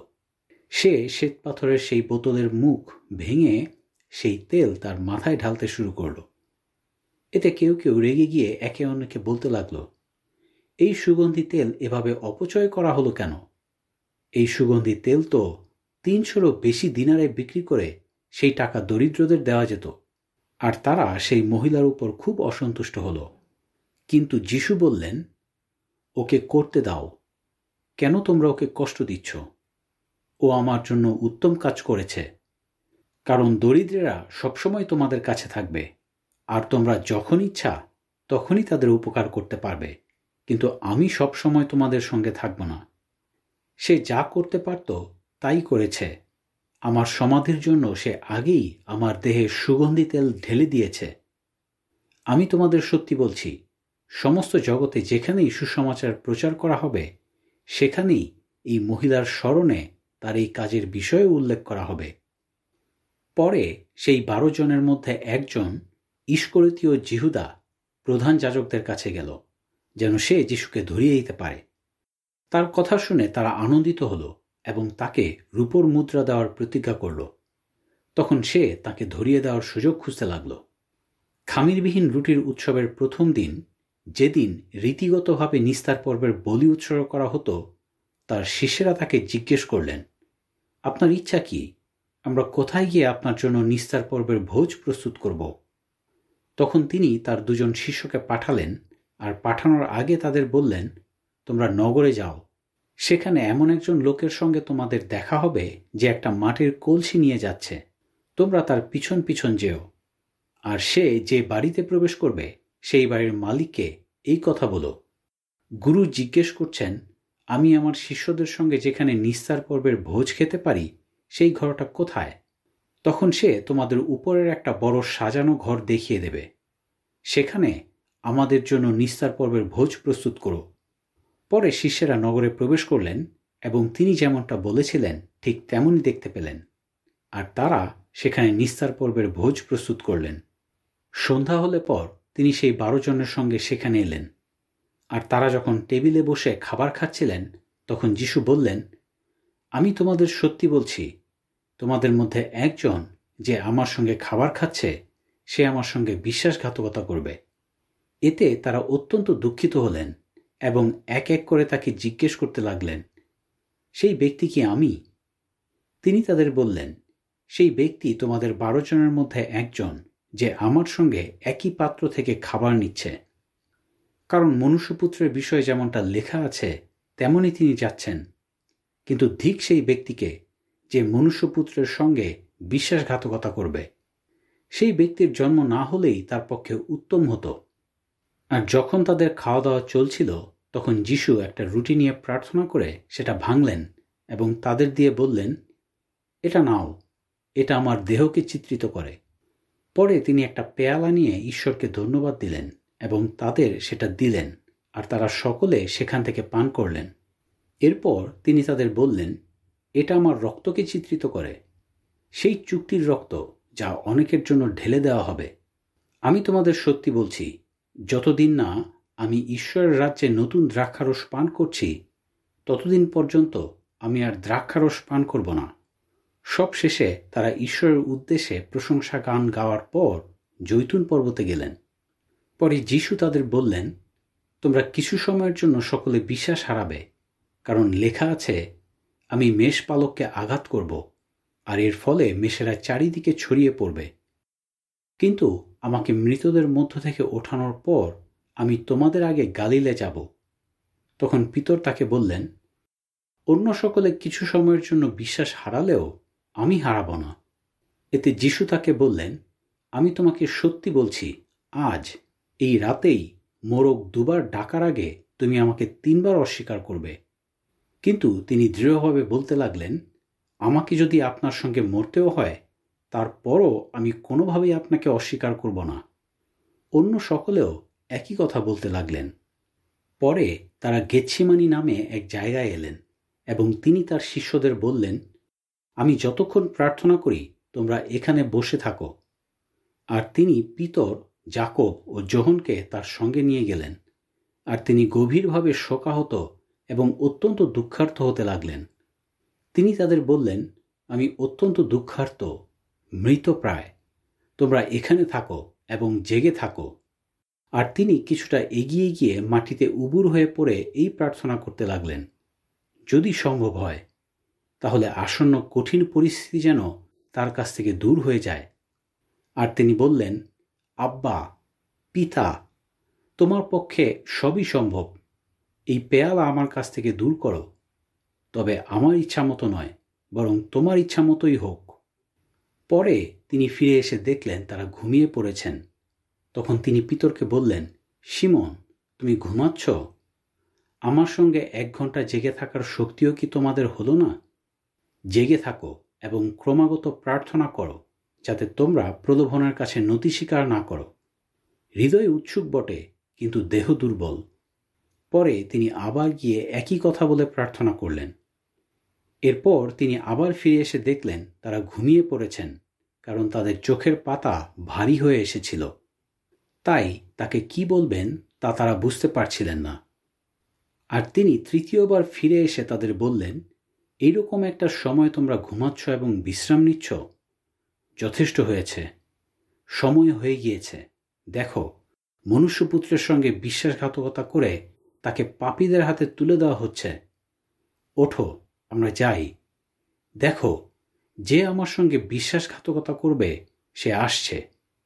আর তিনি যখন কথা বলছিলেন, তখনই জিহুদা, সেই 12 জনের মধ্যে একজন, সেখানে এলো, আর তার সঙ্গে অনেক লোক খড়গ ও লাঠি নিয়ে এলো। প্রধান যাজকেরা, অধ্যাপকেরা এবং জিহুদি নেতারা এই লোকদের পাঠিয়েছিল। জিহুদা আগে থেকেই এই বলে তাদের একটা চিহ্ন দিয়েছিল, আমি যাকে চুম্বন করব তিনিই সেই ব্যক্তি, তোমরা তাকে গ্রেপ্তার করো এবং পাহারা দিয়ে নিয়ে যেও। আর সে সোজা যিশুর দিকে এগিয়ে এলো এবং বলল, গুরু। এরপর সে তাকে কোমলভাবে চুম্বন করল। তখন তারা তাকে ধরে গ্রেপ্তার করল। কিন্তু যারা পাশে দাঁড়িয়েছিল তাদের মধ্যে একজন নিজের খড়গ বের করল এবং মহাযাজকের দাসকে আঘাত করে তার একটা কান কেটে ফেলল। যিশু সেই লোকদের বললেন, একটা দস্যুকে যেমন ধরতে যায়, তেমনি তোমরা কি খড়গ ও লাঠি নিয়ে আমাকে গ্রেপ্তার করতে এসেছ? আমি প্রতিদিন মন্দিরে তোমাদের শিক্ষা দিতাম, তখন তো তোমরা আমাকে গ্রেপ্তার করনি। কিন্তু এমনটা ঘটল যাতে শাস্ত্রের কথা পরিপূর্ণ হয়। তখন শিষ্যেরা সকলে তাকে ছেড়ে পালিয়ে গেলেন। কিন্তু একজন যুবক গায়ে শুধু একটা মিহি সুতোর চাদর জড়িয়ে তার পিছন পিছন চলতে লাগল। আর লোকেরা যখন তাকে ধরার চেষ্টা করল, তখন সে তার সেই চাদর ফেলে উলঙ্গ অবস্থাতেই পালিয়ে গেল। পরে তারা যিশুকে মহাযাজকের কাছে নিয়ে এলো এবং সেখানে প্রধান যাজক, যিহুদি নেতা ও অধ্যাপকেরা সকলে একত্রিত হয়েছিল। কিন্তু পিতর কিছুটা দূরে থেকে তাকে অনুসরণ করে মহাযাজকের বাড়ির প্রাঙ্গণ পর্যন্ত এলেন, আর তিনি সেখানে বাড়ির পরিচারকদের সঙ্গে বসে আগুন পোহাতে লাগলেন। অন্যদিকে প্রধান যাজকেরা এবং পুরো মহাসভা যিশুর বিরুদ্ধে সাক্ষ্য খুঁজতে লাগল, যাতে তাঁকে হত্যা করতে পারে, কিন্তু তারা কিছুই খুঁজে পেল না। আসলে অনেকেই তার বিরুদ্ধে মিথ্যা সাক্ষ্য দিতে লাগল, কিন্তু কারো সঙ্গে কারো সাক্ষ্যের মিল ছিল না। এছাড়া কয়েকজন উঠে তার বিরুদ্ধে এই বলে মিথ্যা সাক্ষ্য দিল, আমরা তাকে এই কথা বলতে শুনেছি, আমি মানুষের হাতে তৈরি এই মন্দির ভেঙে ফেলব এবং 3 দিনের মধ্যে আরেকটা মন্দির নির্মাণ করব, যা মানুষের হাতে তৈরি নয়। কিন্তু এই বিষয়েও তাদের কারো সাক্ষ্য কারোর সঙ্গে মিলল না। তখন মহাযাজক তাদের মধ্যে দাঁড়িয়ে যিশুকে জিজ্ঞেস করলেন, তুমি কি কিছুই উত্তর দেবে না? এই লোকেরা তোমার বিরুদ্ধে কি সাক্ষ্য দিচ্ছে? কিন্তু তিনি চুপ করে রইলেন, কোনো উত্তর দিলেন না। মহাযাজক আবার তাকে প্রশ্ন করতে শুরু করলেন এবং বললেন, তুমি কি সেই খ্রিস্ট, পরম ধন্য ঈশ্বরের পুত্র? তখন যিশু বললেন, আমি সেই ব্যক্তি, আর তোমরা মনুষ্যপুত্রকে শক্তিমান ঈশ্বরের ডান দিকে বসে থাকতে এবং আকাশের মেঘ সহ আসতে দেখবে। এতে মহাযাজক নিজের কাপড় ছিঁড়ে বললেন, আমাদের আর সাক্ষীর কি প্রয়োজন? তোমরা তো ঈশ্বর নিন্দা শুনলে, তোমাদের সিদ্ধান্ত কি? তারা সবাই তাকে মৃত্যুর যোগ্য বলে গণ্য করল। তখন কেউ কেউ তাকে থুতু দিতে লাগল এবং তার মুখ ঢেকে তাকে ঘুষি মারতে লাগল, আর বলতে লাগল, তুই যদি ভাববাদী হোস তাহলে বল দেখি কে তোকে মারল। আর আদালতের রক্ষীরা তাকে চড় মারতে মারতে নিয়ে গেল। পিতর যখন নিচে প্রাঙ্গণে ছিলেন, তখন মহাযাজকের একজন দাসী সেখানে এলো। পিতরকে আগুন পোহাতে দেখে সে সরাসরি তার দিকে তাকিয়ে বলল, তুমিও তো এই নাসরতীয় যিশুর সঙ্গে ছিলে। কিন্তু পিতর তা অস্বীকার করে বললেন, আমি তাকে চিনি না, আর তুমি কি বলছো তাও আমি বুঝতে পারছি না। পরে তিনি প্রবেশ পথের দিকে চলে গেলেন। সেখানে সেই দাসী তাকে দেখে যারা কাছে দাঁড়িয়েছিল তাদের আবার বলতে লাগল, এই ব্যক্তি ওদেরই একজন। পিতর আবার তা অস্বীকার করলেন। কিছুক্ষণ পর যারা কাছে দাঁড়িয়েছিল তারা আবার পিতরকে বলতে লাগল, অবশ্যই তুমি ওদেরই একজন, কারণ তুমি একজন গালিলীয়। কিন্তু তিনি নিজেকে অভিশাপ দিতে লাগলেন এবং দিব্য দিয়ে বলতে লাগলেন, তোমরা যে ব্যক্তির কথা বলছো তাকে আমি চিনি না। সঙ্গে সঙ্গে একটা মোরগ দ্বিতীয়বার ডেকে উঠল। আর তখন পিতরের মনে পড়ে গেল যিশু তাকে বলেছিলেন, মোরগ 2 বার ডাকার আগে তুমি আমাকে 3 বার অস্বীকার করবে। তখন তিনি নিজেকে দমন করতে পারলেন না এবং কান্নায় ভেঙে পড়লেন। অধ্যায় 15। ভোর হতেই প্রধান যাজকেরা আর সেই সঙ্গে যিহুদি নেতারা ও অধ্যাপকেরা, অর্থাৎ পুরো মহাসভা একসঙ্গে পরামর্শ করল এবং যিশুকে বেঁধে নিয়ে গিয়ে পিলাতের হাতে তুলে দিল। তখন পিলাত তাকে এই প্রশ্ন জিজ্ঞেস করলেন, তুমি কি যিহুদিদের রাজা? উত্তরে যিশু বললেন, তুমি নিজেই তা বললে। কিন্তু প্রধান যাজকেরা তার বিরুদ্ধে বিভিন্ন অভিযোগ করতে লাগল। এতে পিলাত তাকে আবার প্রশ্ন করলেন, তুমি কি কোনো উত্তর দেবে না? দেখো তারা তোমার বিরুদ্ধে কত অভিযোগ করছে। কিন্তু যিশু আর কোনো উত্তর দিলেন না। এতে পিলাত অত্যন্ত আশ্চর্য হয়ে গেলেন। পিলাত প্রতি নিস্তার পর্বের সময় তার রীতি অনুযায়ী লোকদের অনুরোধে একজন বন্দীকে মুক্ত করে দিতেন। সেই সময় বারাব্বা নামে একজন ব্যক্তি রাজদ্রোহীদের সঙ্গে কারাগারে ছিল, যারা রাজদ্রোহের সময় লোকদের হত্যা করেছিল। তখন লোকেরা এসে অনুরোধ করতে লাগল যেন পিলাত তার রীতি অনুযায়ী তাদের জন্য যা করতেন তাই করেন। তিনি তাদের বললেন, তোমরা কি চাও, আমি তোমাদের জন্য যিহুদিদের রাজাকে মুক্ত করে দিই? কারণ পিলাত জানতেন প্রধান যাজকেরা হিংসার বশে যিশুকে তার হাতে তুলে দিয়েছিল। কিন্তু প্রধান যাজকেরা লোকদের উস্কে দিল যেন তারা যিশুর পরিবর্তে বারাব্বাকে মুক্ত করে দিতে বলে। পিলাত আবার তাদের বললেন, তাহলে তোমরা যাকে যিহুদিদের রাজা বলো তার প্রতি আমি কি করব? তারা আবারও চিৎকার করে বলল, ওকে দণ্ডে ঝুলিয়ে দাও। পিলাত তাদের বলতে লাগলেন, কেন, সে কি অপরাধ করেছে? কিন্তু তারা আরও চিৎকার করে বলতে লাগল, ওকে দণ্ডে ঝুলিয়ে দাও। তখন পিলাত লোকদের সন্তুষ্ট করার জন্য বারাব্বাকে মুক্ত করে দিলেন, আর যিশুকে চাবুক মারার পর দণ্ডে বিদ্ধ করার জন্য সৈন্যদের হাতে তুলে দিলেন। তখন সৈন্যেরা তাকে রাজ্যপালের বাড়ির প্রাঙ্গণে নিয়ে গেল, আর সেখানে তারা সমস্ত সৈন্যদলকে ডেকে একত্র করল। পরে তারা তাকে বেগুনি রঙের কাপড় পরালো এবং কাটার মুকুট তৈরি করে তার মাথায় পরিয়ে দিল। আর তারা তাকে এই কথা বলতে লাগল, যিহুদি রাজ, নমস্কার। এরপর তারা নলখাগড়ার ডাঁটা দিয়ে তার মাথায় আঘাত করতে লাগল, তাকে থুতু দিতে লাগল এবং হাঁটু গেড়ে তাকে প্রণাম করতে লাগল। এভাবে তাকে উপহাস করার পর তারা তার শরীর থেকে বেগুনি কাপড় খুলে নিল এবং তার নিজের কাপড় পরিয়ে দিল। এরপর তারা তাকে দণ্ডে বিদ্ধ করার জন্য বাইরে নিয়ে গেল। আর সেই সময় সিমন নামে কুরিনির একজন ব্যক্তি গ্রাম থেকে সেই পথ ধরে যাচ্ছিল। সে আলেকজান্ডার ও রুফের বাবা। সৈন্যেরা তাকে যিশুর যাতনাদণ্ড বয়ে নিয়ে যাওয়ার জন্য বাধ্য করল।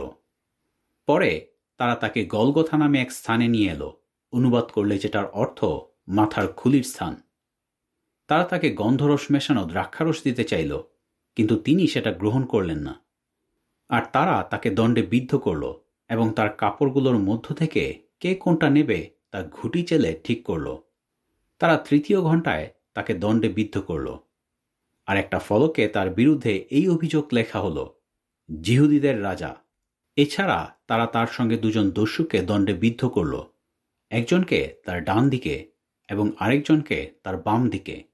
আর যারা সেই পথ দিয়ে যাচ্ছিল তারা তাকে ঠাট্টা করতে লাগল এবং মাথা নেড়ে তাকে বলতে লাগল, তুমি না মন্দির ভেঙে ফেলে 3 দিনের মধ্যেই তা গড়ে তুলতে পারো? এখন যাতনাদণ্ড থেকে নেমে এসে নিজেকে রক্ষা করো। একইভাবে প্রধান যাজকেরা ও অধ্যাপকেরা নিজেদের মধ্যে তাকে নিয়ে উপহাস করতে লাগল। ও অন্যদের রক্ষা করেছে, কিন্তু নিজেকে রক্ষা করতে পারছে না। খ্রিস্ট ইসরায়েলের রাজা এখন যাতনাদণ্ড থেকে নেমে আসুক, যাতে আমরা দেখে বিশ্বাস করতে পারি। এমনকি তার সঙ্গে যাদের দণ্ডে দেওয়া হয়েছিল তারাও তাকে অপমান করতে লাগল। পরে 6ষ্ঠ ঘণ্টা থেকে 9ম ঘণ্টা পর্যন্ত সারা দেশ অন্ধকার হয়ে রইল। আর 9ম ঘণ্টায় যিশু উচ্চস্বরে বলে উঠলেন, এলি এলি লামা সাবাকথানি। অনুবাদ করলে যেটার অর্থ, ঈশ্বর আমার, তুমি কেন আমাকে পরিত্যাগ করেছ? আর এই কথা শুনে যারা কাছে দাঁড়িয়েছিল তাদের মধ্যে কেউ কেউ বলতে লাগল, দেখো, সে এলিওকে ডাকছে। তখন একজন দৌড়ে গিয়ে সিরকার মধ্যে একটা স্পঞ্জ ভিজালো এবং তা একটা নলখাগড়ার ডাঁটায় লাগিয়ে তাকে খেতে দিল এবং বলল, দাঁড়াও, দেখি এলিও এসে তাকে নামান কিনা। কিন্তু যিশু জোরে চিৎকার করে শেষ নিঃশ্বাস ত্যাগ করলেন। তখন মন্দিরের পবিত্র স্থানের পর্দা উপর থেকে নিচ পর্যন্ত ছিঁড়ে দুভাগ হয়ে গেল। আর যে সেনাপতি তার সামনে দাঁড়িয়েছিলেন, তিনি যখন এই সমস্ত কিছু ঘটতে এবং যিশুকে প্রাণত্যাগ করতে দেখলেন, তখন বললেন, এই ব্যক্তি সত্যি ঈশ্বরের পুত্র ছিলেন। সেখানে কয়েকজন মহিলা দূরে দাঁড়িয়ে দেখছিলেন। এদের মধ্যে ছিলেন মগদলিনী মরিয়ম, ছোট জাকব ও যোশির মা মরিয়ম এবং শালোমি। যিশু গালিলে থাকাকালীন তারা তার সঙ্গে সঙ্গে সব জায়গায় যেতেন এবং তার সেবা করতেন।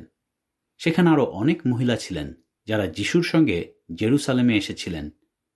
ইতিমধ্যেই বেলা প্রায় শেষ হয়ে গিয়েছিল এবং সেই দিন যেহেতু আয়োজন দিন অর্থাৎ বিশ্রামবারের আগের দিন ছিল, তাই অরিমাথিয়ার যোসেফ সেখানে এলেন। তিনি মহাসভার একজন গণ্যমান্য ব্যক্তি ছিলেন এবং তিনি নিজেও ঈশ্বরের রাজ্যের জন্য অপেক্ষা করছিলেন। তিনি সাহস করে পিলাতের কাছে গেলেন এবং যিশুর দেহ নিয়ে যাওয়ার অনুমতি চাইলেন। কিন্তু যিশু ইতিমধ্যেই মারা গিয়েছেন কিনা সেই ব্যাপারে পিলাতের কৌতূহল ছিল বলে তিনি সেনাপতিকে ডেকে পাঠালেন এবং সেই বিষয়ে তাকে জিজ্ঞেস করলেন।